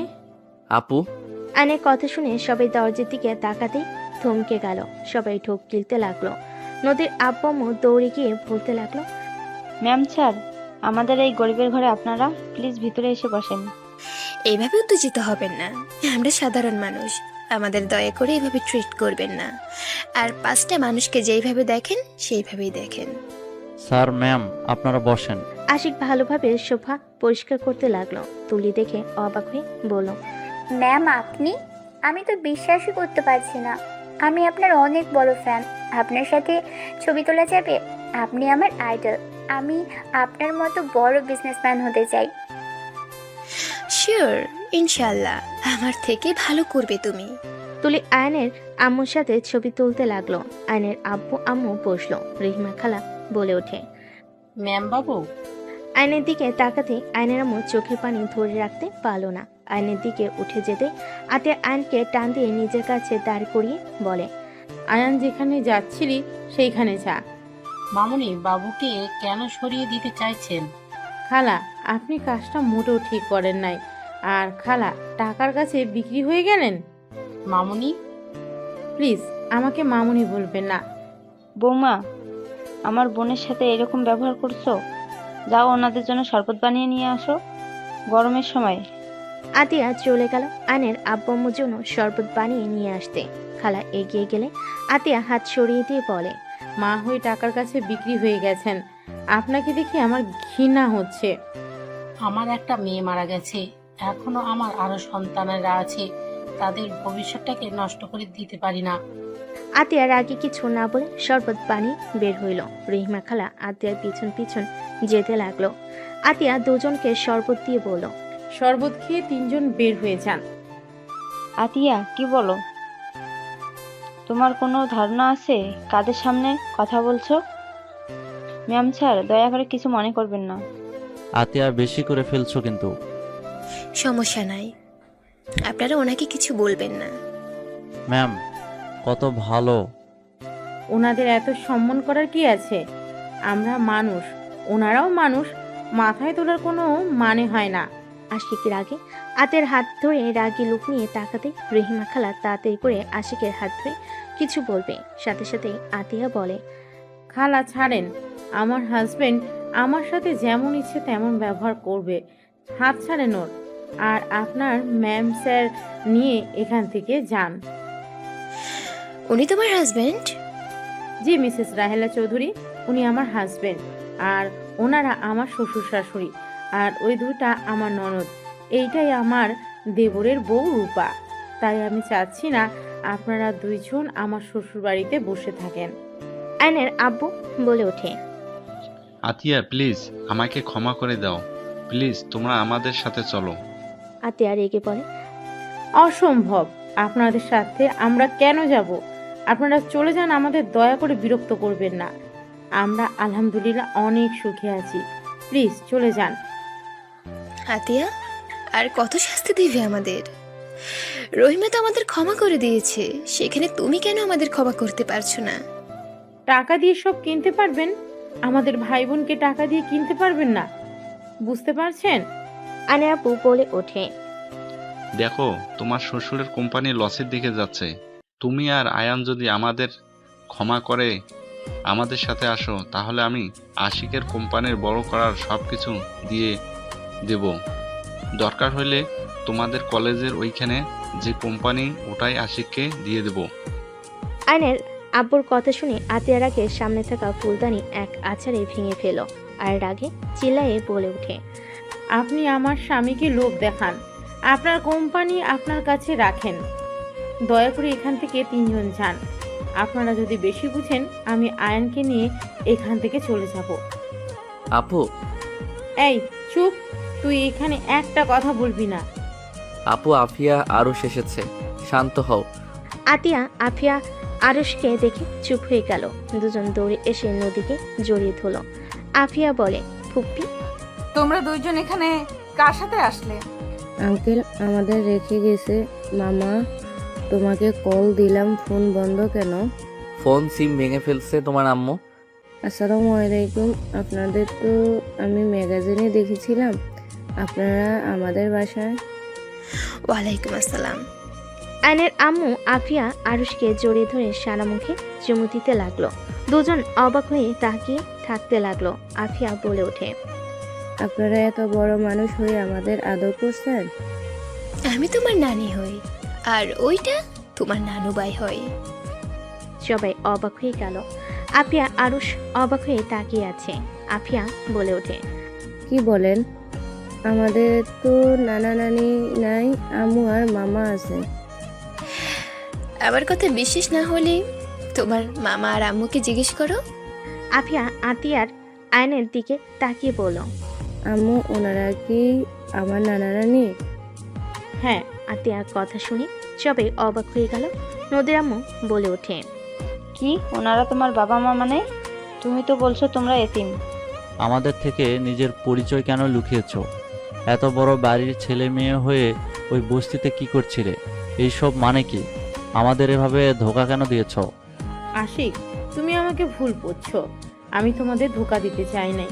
আমি ওনাদের পরিচয়ে বাঁচতে চাই না। আমরা ভাই বোন ওনাদের পরিচয় নিয়ে থাকতে চাই না। দয়া করে তোমরা আমাকে ভুল বুঝো না। আমি ওনাদের ঘৃণা করি। আমি চাই নাই আমার ছোট ভাই আমার বাবা বড় ভাইদের মতো হোক, আর টাকা কারণে অভদ্র তৈরি হোক। মানুষকে মানুষ মনে করবে না। টাকার গরমে সব কিনে নেওয়ার চেষ্টা করবে। অন্যায় করে টাকা দিয়ে মুখ বন্ধ রাখবে। এমন যেন না হয়। সেই জন্য আমি আমার ভাইকে নিয়ে দেশে এসেছি। আমার ভাইকে আমি আমার মনের মতো করে বড় করতে পেরেছি, এটাই আমার সফলতা। ওইখানে যদি রাখতাম, আমার ভাই একটা অমানুষ হতো, আর ওই বাড়িতে আমার দম বন্ধ হয়ে আসতো। অনেক কিছু চাইলে বলা যায় না আশিক, শুধু এইটা মাথায় রেখো, এমন কিছু আছে যার জন্য আমার বাবা মা ভাইকে আমি ঘৃণা করি। কেন ঘৃণা করো? রাজপ্রাসাদ রেখে বস্তিতে থাকতে কি এমন করেছো যে তোমরা ওইখান থেকে চলে এসেছো? আর আয়ানকে এত শাসনে কেন রাখতে? আয়ানকে সবসময় অভাবের ভেতরে রাখার কেন চেষ্টা করতে? কিন্তু তুমি তো আমাকে বলতে পারতে আমার ফ্যামিলিকে না বললে, বাট তুমি তো আমার সাথে কোনো কিছু শেয়ার করো না। এই তোমার ভালোবাসা 7 বছর ধরে আমার সাথে আসো, কিন্তু একবারও বললাম না আমাকে। বের হয়ে যাও এখান থেকে, তুমি আমাদের সবাইকে ধোঁকা দিয়েছো। ধোঁকাবাজ মেয়েকে আমি আমার বউ হিসেবে দেখতে চাই না। এখনই বের হয়ে যাও। আশিক, চুপ, একদম আমার নাম ধরে ডাকবে না। ভাইয়া, তুমি কথা বলো না, তুমি নিজেও কাউকে কিছু জানাও নাই। তুমি ছোট হয়ে সবকিছু লুকিয়ে গেছো। আপনারা আপুর সংসার ভাঙতে ভালো লাগছে নাকি? আপনারা কেন আমাদের ভিতরে আসেন? আশিক বাবা, আমার মেয়েকে ভুল বোঝো না। চুপ করেন। আমাদের স্বামী স্ত্রীর মাঝে আপনি কথা বলবেন না। আমার সন্তানদের রেখে তোমাকে যেতে হবে। আশিক, চুপ করো। বৌমা কোথাও যাবে না। সবার সমস্যা থাকতে পারে, কোনো তো কারণ আছে, না হলে কেউ এত বড় জীবন যাপন রেখে সবার থেকে লুকিয়ে থাকে। আমি তো ওর স্বামী, কাউকে কিছু না বললে আমাকে তো বলতে পারতো নাকি? ওই আমাকে কিছু বলে নাই। আমি ওকে গরিব ভালো ভদ্র মেয়ে টিউটর হিসেবে বিয়ে করেছিলাম, আর ওই কিনা আমাদের মিথ্যা পরিচয় দিয়েছিল, মিথ্যা কথা বলে গেছে এতদিন। আতিয়া আশিকের পা জড়িয়ে ধরলে। আয়নের আপু কিছু বলতে যাবে, সাথে সাথে আয়নের আম্মু হাত ধরে থামিয়ে দিল। আতিয়া আশিকের পা জড়িয়ে ধরে কান্না করতে করতে বলে, আশিক প্লিজ, আমাকে ক্ষমা করে দাও। আমি মানছি আমার তোমাকে বলা উচিত ছিল, কিন্তু আমি তোমাকে বললে তুমি আমাকে বারবার জেরা করতে, কেন বের হয়ে এসেছি নানা ধরনের প্রশ্ন করতে, যেটা আমি তোমাকে বলতে চাই না। দেখো, সবার পার্সোনাল ব্যাপার থাকে যা সবাইকে বলা চায় না। প্লিজ আশিক, আমাকে ক্ষমা করে দাও। আর আমি সত্যিটা বললে তোমরা সবাই আমাকে ঘৃণা করবে। কি এমন কথা যে সবাই তোমাকে ঘৃণা করবে? আশিক, মামুনি অনেক ভালো। মামুনিকে তুই ভুল বুঝিস না, সব কিছু বলা যায় না। কাউকে বলা না গেলে আমাকে তো বলা যায়, তাই না? আতিয়া, পা ছাড়ো, বিরক্ত লাগছে। আর শোনো, তোমার বাবা মায়ের সাথে দুজন চলে যাও।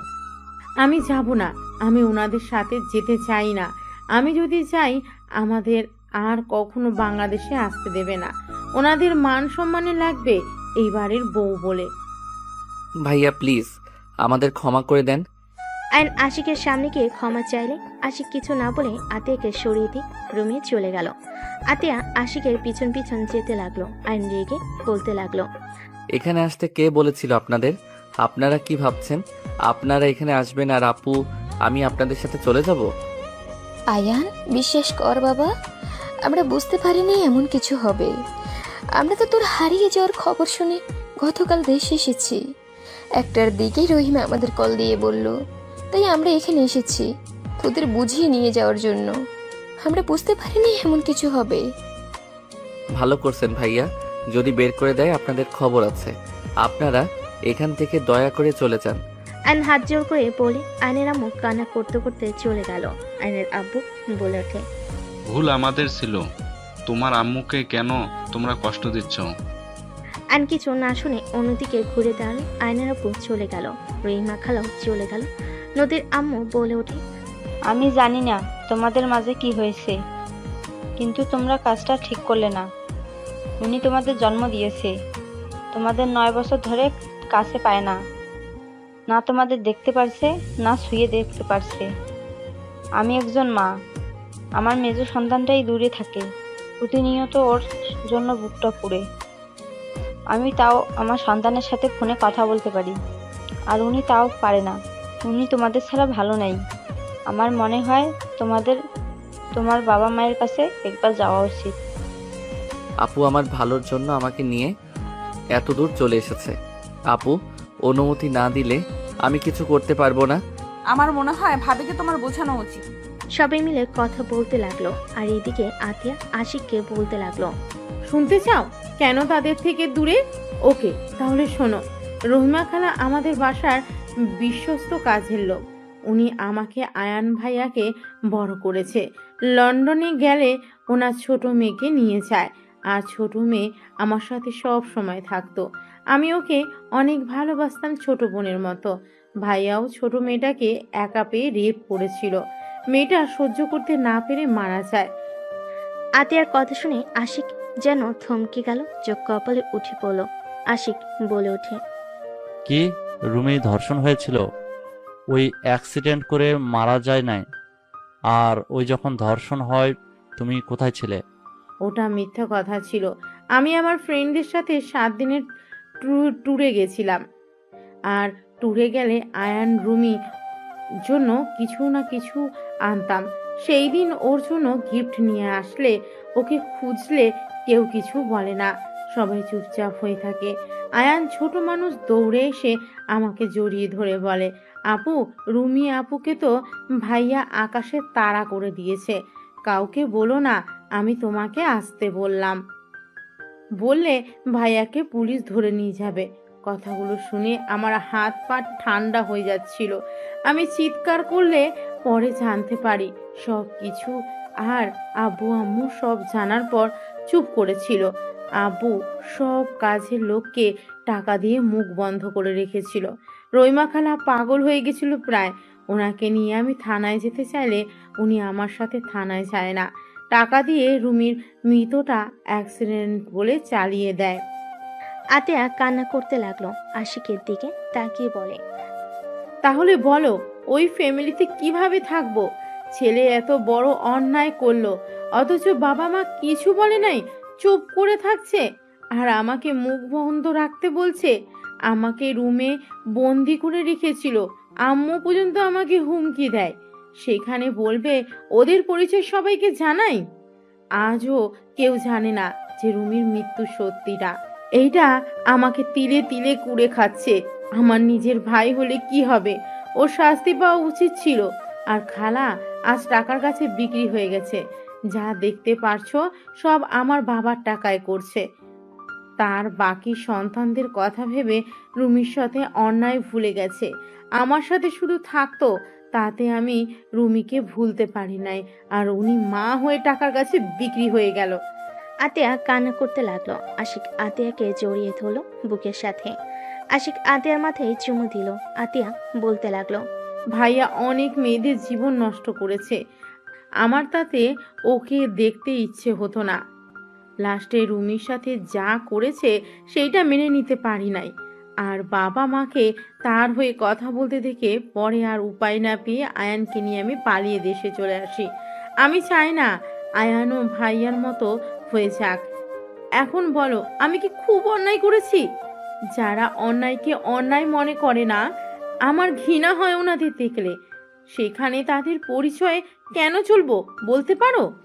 আই অ্যাম সরি, আমি তোমাকে ভুল বুঝেছি। তোমাকে নিয়ে আমার গর্ব হচ্ছে। আমি ভুল মানুষকে আমার জীবন সঙ্গী হিসেবে বেছে নেই নাই। ওকে আর কাউকে এইসব বলার দরকার নাই। তুমি তোমার মতো থাকো। আতিয়া আশিককে জড়িয়ে ধরে কান্না করতে লাগলো। আশিক আতিয়াকে সান্ত্বনা দিতে লাগলো। আইন রুমে গিয়ে বসে থাকতে লাগলো। নদী আয়নের পাশে এসে বসলো। আইন নদীর দিকে তাকিয়ে আবার নিচের দিকে তাকালো। নদী আয়নকে বলল, আমার মনে হয় তোমার ফ্যামিলির সাথে তোমার থাকা উচিত। ওনার চোখের পানি মিথ্যা ছিল না। তোমাদের হারানো ব্যথা তার চোখের পানিগুলো স্পষ্ট দেখা যাচ্ছিল। সেই তোমাদের আম্মু, সেই কখনোই তোমাদের ক্ষতি চাইবে না। আমারও ইচ্ছে করে আম্মুর কাছে যেতে, কিন্তু আমি আপুকে কষ্ট দিতে পারবো না। ভাবিকে কাছে গিয়ে বোঝাও, দেখো বাবা মা কতদিন বাঁচবে। যদি তাদের সাথে শেষ পর্যন্ত না থাকতেই পারে, তাহলে সন্তান হয়ে জন্ম নিয়ে কি লাভ হইল? ফ্যামিলির সাথে বাঁচতে শিখতে হয়। সবাই মিলেমিশে থাকার মাঝে আনন্দ আছে। দেখো না আমাদের ফ্যামিলি একসাথে থাকে, কত মজা হয়। এভাবে দূরে দূরে থাকলে কি কোনো মজা আছে বলো? আমি কি করব? আমার মাথায় কিছুই ঢুকছে না। মাথা ব্যথা করছে, ঘুমাবো। আইন উপর হয়ে শুয়ে পড়ল। নদী আয়নের দিকে কিছুক্ষণ তাকিয়ে থেকে ভাবতে লাগলো। তুমি আমাকে ছেড়ে চলে যাবে, ভাগ্যিস তোমার প্রতি ভালোবাসা প্রকাশ করি নাই, করলে আজ আরো বেশি কষ্ট পেতে হইতো। নদীর চোখের কোণায় পানি গড়িয়ে পড়তেই মুছে নিল। সন্ধ্যার দিকে ঘুম ভাঙলে চোখ খুলে দেখে নদী ওর পাশে আদর্শা হয়ে বসে আছে। আইন নদীর কোলে মাথা দিতেই নদী চমকে উঠল। আইন জড়িয়ে ধরে বলল, তুমি কি আমার উপরে ভাইয়ার মতো রাগ করছো? আমি রাগ করলে কি আর না করলে কি আয়ান? আমি তো আর তোমার কেউ না। নদী, তুমি আমার স্ত্রী। তুমি কি আমাকে ভালোবাসতে পারবে না? আমি কি তোমার ভালোবাসা পাওয়ার যোগ্য না? তুমি বড়লোক ঘরের ছেলে, আমাদের সাথে তোমার যায় না। তুমি বিয়ে করলে বড়লোক দেখে বিয়ে করবে। তুমি আমার গার্লফ্রেন্ড না নদী, তুমি আমার বিয়ে করা বউ। বউ গার্লফ্রেন্ডের মধ্যে অনেক পার্থক্য। আমি তোমাকে খুব তাড়াতাড়ি ডিভোর্স দিয়ে দিব। ও সরি, তুমি তো অন্য কাউকে ভালোবাসো। আমাকে ডিভোর্স দিয়ে তার কাছে চলে যাবে নাকি? তোমাকে যখন ওই লোকটা বিয়ে করলো না, তখন তুমি তোমার বয়ফ্রেন্ডকে বিয়ে করতে পারো নাই? কোথায় ছিল তোমার বয়ফ্রেন্ড? দেখো, আমি তোমাকে ছাড়তে পারবো না। মানুষ জীবনে বিয়ে একবার করে, বারবার করার কোনো ইচ্ছে নাই। আমি তোমাকে ভালোবাসি, আমি আর কাউকে বউ হিসেবে মেনে নিতে পারবো না। তুমি আমাকে ভালোবাসো না, এটা আবেগের বশে বলছো। তোমার বাবা মা যদি বলে মেয়ে বড় বেশি, ছেলের বউ হিসেবে মানলাম না, তখন তুমি নিজেই আমার হাত ছেড়ে দিবে। আর এখন আমাকে ভালো লাগছে, ভবিষ্যতে আমাকে তোমার ভালো লাগবে না। নদীর কথা শুনে আয়নের রাগ উঠল। আয়ন কোনো কিছু না বলে উঠে পড়ল। আয়ন ওয়াশরুমে চলে গেল। আয়ন মুখে পানি দিয়ে আয়নের দিকে তাকিয়ে থাকতে আয়ন ভাবতে লাগলো। আমাকে ডিভোর্স দিবা তাই না? আগে তোমাকে বাচ্চার আম্মু বানাই, তারপর দেখবো আমাদের ছেড়ে কিভাবে যাও। আর এই ফালতু কথা বলা বের করব। আয়ন দুষ্টু হাসি দিয়ে ফ্রেশ হয়ে বের হইল। নদীর দিকে তাকাতে নদী উঠে চলে গেল। আয়ন নদীর পিছন পিছন যেতে লাগলো। আয়নের পকেটে বাদাম থাকাতে আয়ন একটা বাদাম নিয়ে সোজা নদীর কোমরের দিকে ছুঁড়ে মারল।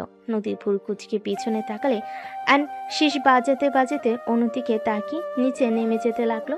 নদী বলে উঠল, ফাজিল কোথাকার, বেয়াদব ছেলে একটা। নদীর কথা শুনে সবাই নদীর দিকে তাকালো। আয়ন নদীর দিকে তাকিয়ে বলে, এক্সকিউজ মি, আমাকে কিছু বলছেন? থাপ্পড় মেরে দাঁত ফেলে দিব। আন্টি, এটা কি ধরনের বেয়াদব বলেন তো? স্বামীর দাঁত ফেলে দিলে সবাই ওনাকে বলবে না? দাঁত ছাড়া স্বামী, মান সম্মান কার যাবে বলেন তো? আয়নের কথা শুনে আতিয়া বাদে সবাই হেসে দিল। নদী রেগে বলে উঠল, জাস্ট শাট আপ আয়ান। ঢং। আয়ন কথাটা বলে নিচে নামলো। নদী নিচে নেমে সোফায় বসলে আতিয়া বলে ওঠে, নদী, মন থেকে একটা কথা বলবে? কি কথা ভাবি? তুমি কি সত্যি আয়নের সাথে থাকতে চাও না?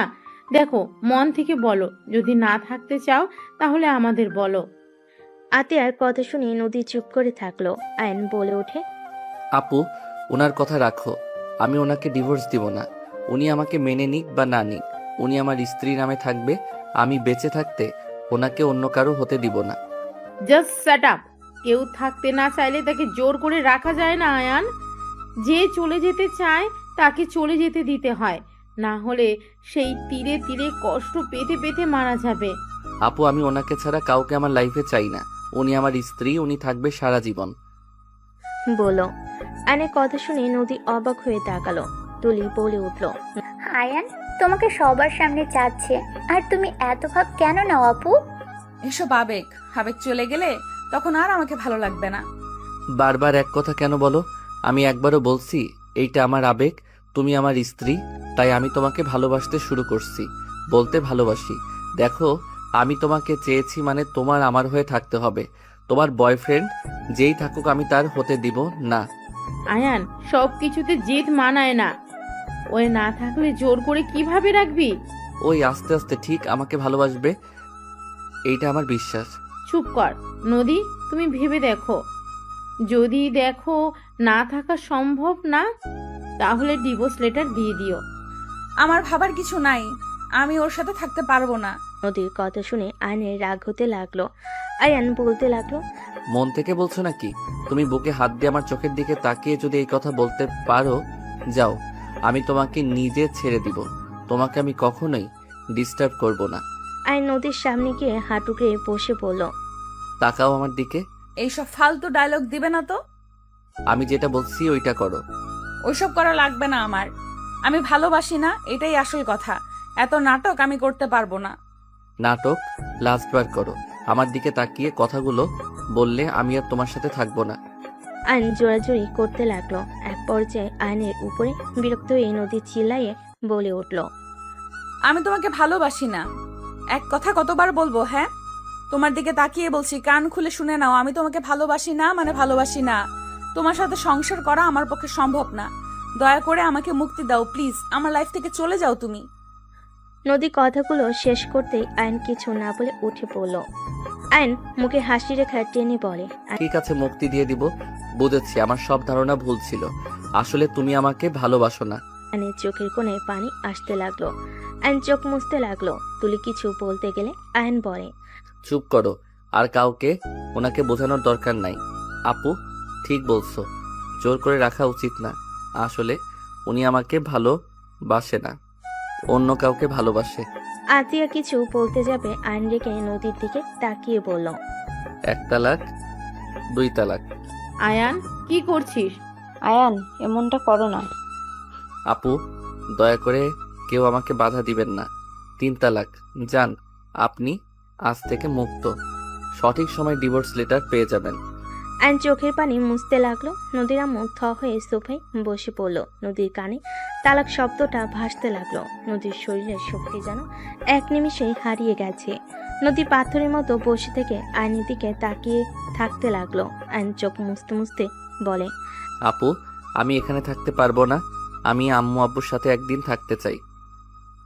তারপর আমার মন যেদিকে যাবে আমি সেদিকে চলে যাব। কোথায় যাবি? জানি না, এখানে আমি আর থাকতে পারবো না। ওনাকে দেখলে আমার কষ্ট হবে। ওকে, তুই যা আম্মু আবুর কাছে, আমি ঠিকানা বলে দিচ্ছি। আপু, একটা কথা বলবো? দেখো, ভাইয়া ভুল করছে। আম্মুর তো কোনো দোষ নাই। সময় হইলে তুমিও চলে এসো আপু, দেখা করতে। উনি আমাদের জন্ম দিয়েছে। যত রাগ দেখাও না কেন আপু, তুমিও আম্মুকে অনেক মিস করো। যদি কখনো মনে হয় চলে এসো। আর আঙ্কেল আন্টি, ভাইয়া, তুলি ভাবি, আমাকে ক্ষমা করে দিয়েন আমি আপনাদের সাথে অন্যায় করে থাকলে। আরুষ, আফিয়া মামা, তোমাদের অনেক ভালোবাসি। সাবধানে থেকো, মামাকে ভুলে যাও না। আইন আরুষ আফিয়াকে জড়িয়ে ধরে আদর করতে লাগলো আর চোখ মুছতে লাগলো। আইন ওর আপুকে জড়িয়ে ধরে বলল, ভালো থেকো আপু, আর বিআইন ভালো থাকবেন। আজ থেকে আপনি আমার আবারও বিআইন হয়ে গেলেন। আপনাকে মুক্ত করে দিয়েছি। ভুল করলে ক্ষমা করে দিয়েন। আইন চোখের পানি মুছতে মুছতে বের হয়ে গেল। নদীর আব্বু আম্মু চুপচাপ বসে থাকলো। আশিক রেখে নদীর দিকে তাকিয়ে বলল, নেন, তোকে তো মুক্তি করে দিল, এখন সুখে থাক। সব কিছুতে তো নিজের সিদ্ধান্ত উপরে থাকস। আমাদের ক্ষমা কর। আয়ানের সাথে তোকে বিয়ে দিয়ে আমরা বড় ভুল করেছিলাম। যাক, তুই নিজেই তো সরিয়ে দিলি, ভালো করছস। ডিভোর্স লেটার পাঠিয়ে দিস ওকে। আশিক রেখে চলে গেল। নদীর চোখ দিয়ে পানি গড়িয়ে পড়তে লাগলো। তুলি নদীকে ধাক্কা দিতে নদী ফুলরে পড়ে গেল। আতিয়া দৌড়ে গিয়ে নদীকে দেখে নদী অজ্ঞান হয়ে গেছে। আতিয়া রূপা ডাকতে লাগলো। তুলি দৌড়ে গিয়ে পানি নিয়ে আসলো। রূপা নদীর মুখে পানি দিতে দিতে বলতে লাগলো, নদী, এই নদী, চোখ খুলো। কি হলো তোমার? চোখ খুলো। নদী, চোখ খোলো। নদীর জ্ঞান ফিরলে নদী উঠে দাঁড়িয়ে গেল। কাউকে কিছু না বলে পাথরের মতো সোজা সিঁড়ি ভেঙে উপরে চলে গেল। তুমি গিয়ে দরজা লাগিয়ে দিয়ে নদীর জোরে চিৎকার দিয়ে হামা করে কান্না করতে লাগলো। নদী কান্না করতে করতে খাটের উপরে হয়ে শুয়ে পড়ে কান্না করতে করতে বলতে লাগলো, আমার এত কষ্ট কেন হচ্ছে? আমি নিজেই তো তোমাকে বাধ্য করলাম। কিন্তু আয়ান, তুমি আমাকে কিভাবে তালাক দিতে পারলে? তুমি আমার মন বুঝেও কিভাবে লাস্টে এটা করতে পারলে? নদী কথাগুলো বিড়বিড় করে কান্না করতে লাগলো। এদিকে আইন ঠিকানা অনুযায়ী চলে গেল। আইন বাসার সামনে গেলে দারোয়ান আইনকে থামিয়ে দিল। আইন বলতে লাগলো, আমাকে যেতে দেন, আমি এই বাড়ির ছেলে। আইনের কথা শুনে দারোয়ান বডিগার্ড হাসতে লাগলো। দারোয়ান বলে ওঠে, ওই ছেলে, এখান থেকে যা, বিরক্ত করিস না। বেশি বুঝলে পুলিশে ধরিয়ে দেব। কথাগুলো বলে একজন আইনকে ধাক্কা দিলে সাথে সাথে এক গাড়ির সাথে ধাক্কা খেলো। ধাক্কা খেয়ে রাস্তায় পড়ে গেল। গাড়ি থেকে সাথে বের হয়ে দৌড়ে আইনের কাছে গিয়ে তুলে পড়ল। আয়ান, তুমি এখানে? আর ওই আপনারা ওকে ধাক্কা কেন দিলেন? আর একটু হলে কি হতো? দারোয়ান সাথীকে সালাম দিয়ে বলে, ম্যাম, এই ছেলেটা কখন থেকে বিরক্ত করছে? বলে উনি নাকি স্যারের ছেলে। ঠিক তো বলছে, ওই এই বাড়ির ছেলে। সরেন সামনে থেকে। সবাই অবাক হয়ে তাকালো। আইনের পায়ে ধরে ক্ষমা চাইতে যাবে, সাথে সাথে আইন বলে, কি করছেন? আমি আপনার ছোট, আমার পায়ে কেন ধরতে নিয়েছেন? দেখেন, আমি কিছু মনে করি নাই। আপনারা আপনাদের দায়িত্ব পালন করছেন। আইন কথাগুলো বলে সাথে সাথে ভিতরে গেল। সাথীকে আইন ধন্যবাদ দিয়ে দিল। দুজন সদর দরজার সামনে দাঁড়িয়ে কলিং বেলে চাপ দিল। কাজের লোক দরজা খুলে দিল। সাথী আইন একসাথে বাসার ভিতর ঢুকলো। বসার ঘরে যেতে সবাই আইনকে দেখে অবাক হয়ে গেল। আইনের আম্মু দৌড়ে এসে আইনকে জড়িয়ে ধরে বলে, আয়ান বাপ, তুই এসেছিস? আমি তো বিশ্বাস করতেই পারছি না। আয়ান, আতিয়া আসি করে আসে নাই? না, আমি একা এসেছি। আইনকে দেখে রাফি দৌড়ে এসে আইনকে জড়িয়ে ধরে কান্না করে দিল। রাফি কান্না করতে করতে বলতে লাগলো, আয়ান বাবু কেমন আছিস তুই? ভাই আমাকে ক্ষমা করে দে ভাই। রাফি আয়নকে জড়িয়ে ধরে কান্না করতে লাগলো। আয়নকে দেখে সবাই এক এক করে আয়নকে আদর করতে লাগলো। আয়ন সবার সাথে কুশল বিনিময় করলো। আয়নের আব্বু বলে, আয়ান আতিয়া আসবে না? আমি জানি না। আচ্ছা আয়ান, চল রুমে গিয়ে ফ্রেশ হয়ে নে বাবা। আয়নের আম্মু আয়নকে নিয়ে রুমে চলে গেল। 5 বছর পর আম্মু আপুরা আসবে না? সবাই আসবে, তোর বিয়ে আর তোর বোন আসবে না, তা কি হয় নাকি? আপু তো আমার সাথে কথা বলছে না। আসবে, চিন্তা করিস না তো, ওই যে এসে গেছে। আয়ন সদর দরজার দিকে তাকালে আরুষ আফিয়া দৌড়ে এসে আয়নকে জড়িয়ে ধরলো। আয়ন ওদের আদর করতে লাগলো। আতিয়ার দিকে তাকাতেই নদীকে দেখতে পেয়ে আয়নের বুকটা কেঁপে উঠল। আয়নের আব্বু আম্মু ভাবি সবাই নদীর ফ্যামিলির সাথে কথা বলতে লাগলো। আয়ন আতিয়ার কাছে এগিয়ে গেলে আতিয়া কিছু না বলে হাঁটা দিল। আয়ন বলে ওঠে, আপু আমি কি করছি? কেন আমার সাথে এমন করছো? 3 বছর ধরে আমার সাথে ঠিকভাবে কথা বলছো না। ওই আপু কি হয়েছে তোমার? দয়া করে আমার কানের কাছে ভ্যান ভ্যান করবেন না। আপনার বিয়ে, তাই সবাই মিলে খেতে এসেছি, আপনার ভ্যান ভ্যান শুনতে আসি নাই। আতিয়া কথাটা বলে চলে গেল। আর নদীর আব্বু আম্মু তুলি আশিকের সাথে কুশল বিনিময় করলো। নদীর দিকে তাকাতেই নদী মিষ্টি করে হেসে বলে, অভিনন্দন বিআই। ধন্যবাদ। কেমন আছেন? জি আলহামদুলিল্লাহ, অনেক ভালো। ভিতরে আসেন। আয়ন সবাইকে ভিতরে আসতে বলল। আয়নের আম্মু বলে, আয়ান মামুনিদেরকে রুমে নিয়ে যা। ঠিক আছে আম্মু। আয়ন নদী তুলির লাগেজ নিয়ে হাঁটতে লাগলো। দুজন আয়নের পিছন পিছন যেতে লাগলো। তুলি বলে ওঠে, আয়ান, তোমাদের বাসাটা তো বিশাল বড়, এত বড় বাসায় থাকতে ভয় লাগে না? একটু তো ভয় লাগতো, এখন বিয়ে করতে যাচ্ছি, বউ পাশে থাকলে ভয় আসার প্রশ্ন ওঠে না। ও আচ্ছা। নদী তুলি আয়নের পিছন পিছন যেতে লাগলো। আয়ন ওদের রুম দেখিয়ে দিয়ে রুম থেকে বের হয়ে গেল। আয়নের বুকের ভিতর ঝড় উঠতে লাগলো। আয়ন নিজেকে সামলিয়ে নিয়ে ওর কাজিনদের সাথে আড্ডা দিতে চলে গেল। সন্ধ্যের দিকে আয়ন রুমে একা বসে আছে, এক দৃষ্টিতে ফ্লোরের দিকে তাকিয়ে আছে। আয়নের আম্মু ডাক দিলে আয়ন ভাবনার জগৎ থেকে বের হয়ে নিচে চলে গেল। আতিয়া না তাকিয়ে অন্যদিকে তাকালো। আয়ন ওর আম্মুর দিকে তাকিয়ে বলল, কিছু বলবে? সারাদিন রুমে কি করিস? হ্যাঁ, এতগুলা বিআই থাকতে সবাইকে নিয়ে একটু ঘুরে আসতে পারিস না? ওই খচ্চর চারটা তোদের কাজ কি ছিল? আয়নের কথা শুনে ওর এক কাজিন বলে, ভাইয়া আমার দোষ নাই, ওনারা তোমার কথা বলে, সবাই একসাথে যাবে। আম্মু আমি একটু সাথীদের বাসায় যাব। বাবা, আয়ান বউকে কি চোখে হারাচ্ছ নাকি? তুলির কথা শুনে নদী আতিয়া বাদে সবাই হাসতে লাগলো। আয়ন মুখে হাসি রেখা টেনে বলে, ওকে যাও যাও, আগামীকাল তো গায়ে হলুদ, তারপর বিয়ে, এখনো তাকে পেতে হইলে 2 দিন অপেক্ষা করতে হবে। রাফি আয়নের দিকে তাকিয়ে বলে, আয়ান তুই ঠিক আছিস? কোনো কিছু নিয়ে চিন্তায় আছিস নাকি? দেখ, তোর যদি ওই বিয়েতে মত না থাকে সোজা বলে দে, আমি ওদের বুঝিয়ে নেব। তোর উপরে প্রেশার দিতে চাই না। রাফির কথা শুনে আতিয়া বলে ওঠে, আপনি আবার অন্যের কথাও ভাবেন? রাফি আতিয়ার কথা শুনে চুপ হয়ে গেল। আর কিছু না বলে আরুষ আপিয়ার সাথে খেলা করতে লাগলো। আইন কিছু না বলে যেই ঘুরতে যাবে, পিছনে সাথে সাথে রাকিবকে দেখে আইন খুশিতে জড়িয়ে ধরল। দোস্ত তুই এসেছিস? তোর বিয়ে আমি আসবো না তা তো হয় না, তোর শালিকার সাথে প্রেম তো করা লাগবে নাকি? শালা? তুই শালা হবি, আমি না। ওকে যেই হোক চল আমার সাথে, আমার ভালো লাগছে না। কোথায় যাব? যেখানে যাওয়ার কথা। আরে এটাই তো ম্যাম। রাকিব আইনকে ছেড়ে দিয়ে নদীর সামনে গিয়ে বলে, আসসালামু আলাইকুম ম্যাম, কেমন আছেন? ওয়ালাইকুম সালাম, ভালো, তুমি কেমন আছো? আলহামদুলিল্লাহ ম্যাম, আপনার সাথে তো আয়নের তেমন একটা কথাই হতো না, সেখানে আর কাউকে দাওয়াত না দিয়ে আপনাকে দিয়েছে।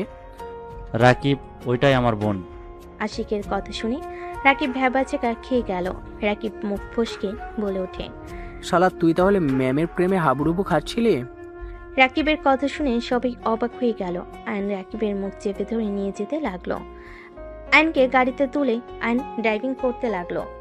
আইন সোজা সাথীদের বাসায় চলে গেল। আইনকে দেখে সবাই অবাক হয়ে তাকিয়ে আছে। আইনের ভাবি বলে ওঠে, আয়ান তুমি এখানে, ভিতরে আসো। ভাবির সাথী কোথায়? আইনের কথা শুনে সবাই মিটিমিটি হাসতে লাগলো। আইনের ভাবি মিটিমিটি এসে আইনকে দেখে রুম দেখিয়ে দিল রুম। আয়ন রাকিবকে নিয়ে সোজা সাথীর রুমের দিকে নক করতে লাগলো। কে? আমি আয়ান। আসো। আয়ন রাকিবকে বাহিরে রেখে ভিতরে ঢুকলো। সাথী আয়নকে দেখে বলল, তুমি এখানে কেন? আমার লাইফটা নষ্ট করতে নিয়েছো? আবার দেখতে আসলে নাকি যে কেমন দেখা যাচ্ছে বিয়ের পর কেমন অবস্থা করব? সাথী বাজে কথা বলো না। রাকিব, ভিতরে আয়। রাকিব ভিতরে আসে। সাথী রেগে বলে, তুমি এখানে কি করছো? বের হও। এই চুপ করো, শুনো। আমি রাকিবকে বলেছিলাম তোমাকে পটাতে। হ্যাঁ মানছি আমি ওকে লোভ দেখিয়েছিলাম, কিন্তু রাকিব তো তোমাকে সত্যি করে ভালোবাসে। ওই তোমাকে লোভের জন্য ভালোবাসে নাই। তুমি শুধু শুধু ওর উপরে রেগে আছো। শুনো, রাগ, জিদ, অভিমান করে ভুল সিদ্ধান্ত নিও না, যা সারা জীবন পস্তাতে হবে। আমার কাছে আইডিয়া আছে, শোনো। আমার কিছু শুনতে হবে না। বের হও দুজন। আমার কারোর সাথে কথা বলার কোনো ইচ্ছে নেই। রাকিব সাথীর পায়ের কাছে বসে পা জড়িয়ে ধরে বলে, সাথী, আমি তোমাকে অনেক ভালোবাসি। আমি তোমাকে ছেড়ে থাকতে পারবো না। আমি তোমাকে নিয়ে পালিয়ে যেতে চাই। সাথী, আমার চাকরি হয়েছে। আমি জানি আমি তোমাকে তোমার আব্বুর দামি দামি কিছু দিতে পারবো না, তবে আমি তোমাকে কখনোই কষ্ট পেতে দিব না। আমি তোমাকে সুখে রাখার চেষ্টা করব। প্লিজ তুমি আমাকে ক্ষমা করে দাও। রাকিব কান্না করতে নিলে সাথী নিজের রাগ অভিমান ভুলে রাকিবকে জড়িয়ে ধরে কান্না করতে করতে বলে, আমার কিচ্ছু চাই না, আমি শুধু তোমাকে চাই রাকিব। চলো এখন পালিয়ে যাই আমরা। এই না, এখন না, আমার আইডিয়া শোনো। আইন দুজনকে প্ল্যান খুলে বলল। কথা বলা শেষ হলে সাথী বলে, ওকে, এখন যাও দুইজন। আরে বউ, একটু দেখি না। শালা, কাকে বউ বলোস? অথুক্য, বন্ধুর বউ মানে তো আমারও বউ, আর আমার বউ মানে তো তোর ম্যাম। আয়নের কথা শুনে দুজন হেসে দিল। আয়ন রাকিবকে নিয়ে বের হয়ে গেল। আয়ন সোজা বাসে চলে গেল। আয়ন রাকিব রুমে বসে থেকে প্ল্যান করতে লাগলো। আয়নকে ওর কাজিনরা ডেকে নিয়ে যেতে লাগলো। ওদের সাথে সাদেকি আড্ডা দিতে লাগলো। রাতে দুজন রুমে গিয়ে ঘুমিয়ে গেল। সকালে হলুদের অনুষ্ঠান শুরু হলে সবাই নাচ গান করতে লাগলো। নদী আয়নের দিকে তাকিয়ে মুখে হাসি রেখা টেনে আয়নের গালে হলুদ লাগিয়ে দিল। আয়ন নদীর হাত ধরে নদীর চোখের পানি গড়িয়ে পড়ল। আয়ন টান দিয়ে ঘুরিয়ে হলুদ লাগিয়ে দিয়ে বলে, আরে বিয়াইন আমাকে দিবেন, শুধু নিজেও তো নেন। আয়ন হলুদ দিয়ে হাসতে লাগলো। সাথে ওর কাজিনরা বন্ধুরা হাসতে লাগলো। গায়ে হলুদের অনুষ্ঠান শেষ হয়ে গেলে সবাই আড্ডা দিতে লাগলো। বিয়ের দিন চলে আসলো। 6টার দিকে বরপক্ষ হয়ে রওনা দিল। আয়ন রাকিব ওর বন্ধুরা সবাই বরের ড্রেস পরেছে। সবাই রুমাল দিয়ে মুখ ঢেকে রেখেছে। সাথীদের বাসের সামনে গেটে নামলে সবাই একসাথে ভিতরে গিয়ে বসে পড়ল।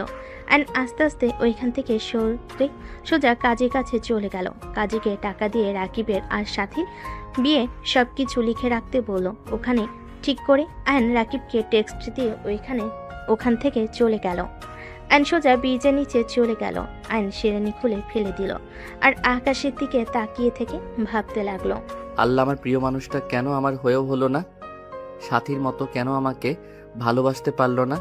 সাথী রাকিবের ধোকা জেনেও তোকে কবুল করে নিল, আর আমার ভালোবাসার মানুষের কাছে আমি কি অন্যায় করেছিলাম?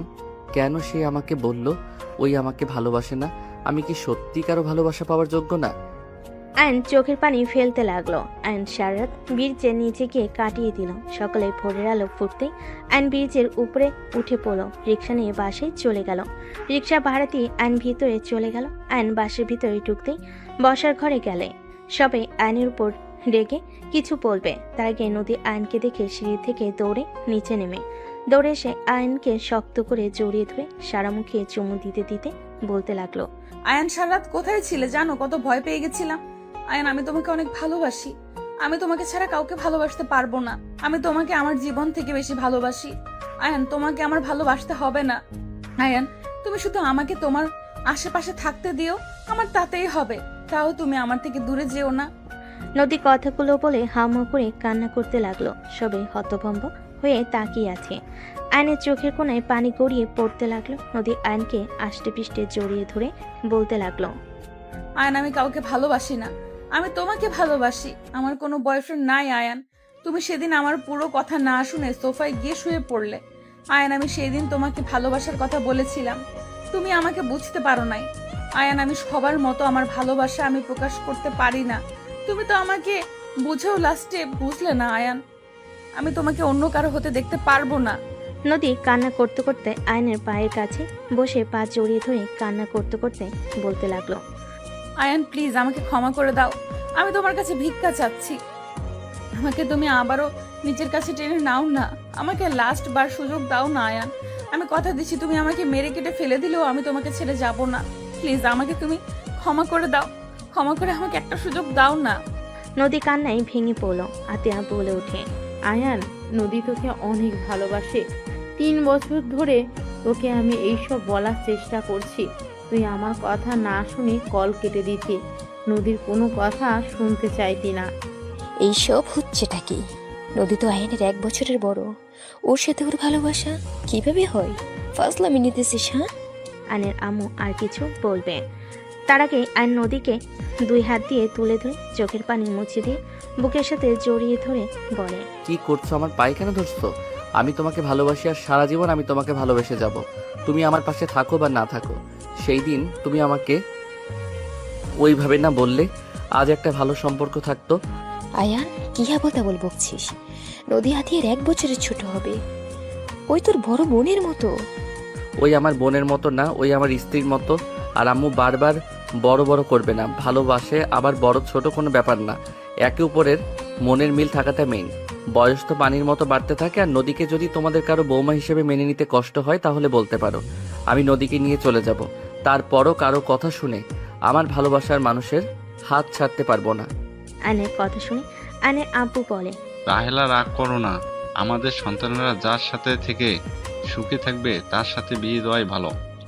আয়নের বড় চাচু বলে ওঠে, যাক, ভালোই হলো। শফিক শোনো, আমরা সবাই যখন আসি এই সুযোগে ওদের বিয়েটা দিয়ে দাও। কাজী নিয়ে আয়। আয়নের বড় চাচুর কথা শুনে আয়ন খুশি হইল। রাফি কাজীকে ফোন দিয়ে চলে আসতে বলল। কাজে আসলে আয়ন নদীর বিয়ে পড়িয়ে দিতে লাগলো। বিয়ে পড়ানো শেষ হলে রাকিব সাথে সাথে এসে বলল, ছি শালা বাবু, ছি, ম্যামকে বিয়ে করতে লজ্জা লাগে না? ছি বন্ধু কাজিন, ছি। এই ঢং বন্ধ করো। ছিছি করলে সাথীকে নিয়েও বাসর ঘরে চলে যাব। আমি রাজি। কুত্তা বিড়াল কি বলো? গলা টিপে মেরে ফেলবো। নদী আয়নের গলা ধরে সবাই হাসতে লাগলো। আয়ন নদীর হাত ধরে বলতে লাগলো, আরে আরে বউ, মজা করছি। সাথী রাকিবের বউ, বন্ধুর বউ, তার উপরে কাজিন, আবার বিআইন, একটু মজা করছি। সরি জান, ছাড়ো, ব্যথা লাগছে। যাই হোক, বলেন কেন? আয়ন উঠে নদীকে কোলে তুলে নিল। সবাই মিটিমিটি হাসতে লাগলো। নদী লজ্জায় আয়নের বুকে মুখ লুকিয়ে নিল। আয়ন নদীকে নিয়ে চলে গেল। রাকিব বলতে লাগলো, শালা বাবু, আরেকটা বিয়ে করলে আমাকে ভাগ দিস। তোর মনে হয় মার খাওয়ার ইচ্ছে জাগছে। সাথী মারতে যাবে। রাকিব কানে হাত দিয়ে উঠবোস করতে লাগলো। আর আয়ান নদীকে খাটের উপরে গেলে দুষ্টু হাসি দিয়ে এগিয়ে যেতে নিলে নদী দুষ্টু নজরে তাকাতেই আয়ন ফিক করে হেসে বলল, আরে বাহ, বউকে পুরো পুচ্ছি লাগছে। তাই দেখাচ্ছি মজা। নদী কথাগুলো বলে আয়নের শার্ট ধুয়ে টান দিয়ে নিচে ফেলে দিয়ে ঝাঁপিয়ে পড়ল। আয়ন নদীকে নিয়ে সুখের সাগরে চলে গেল।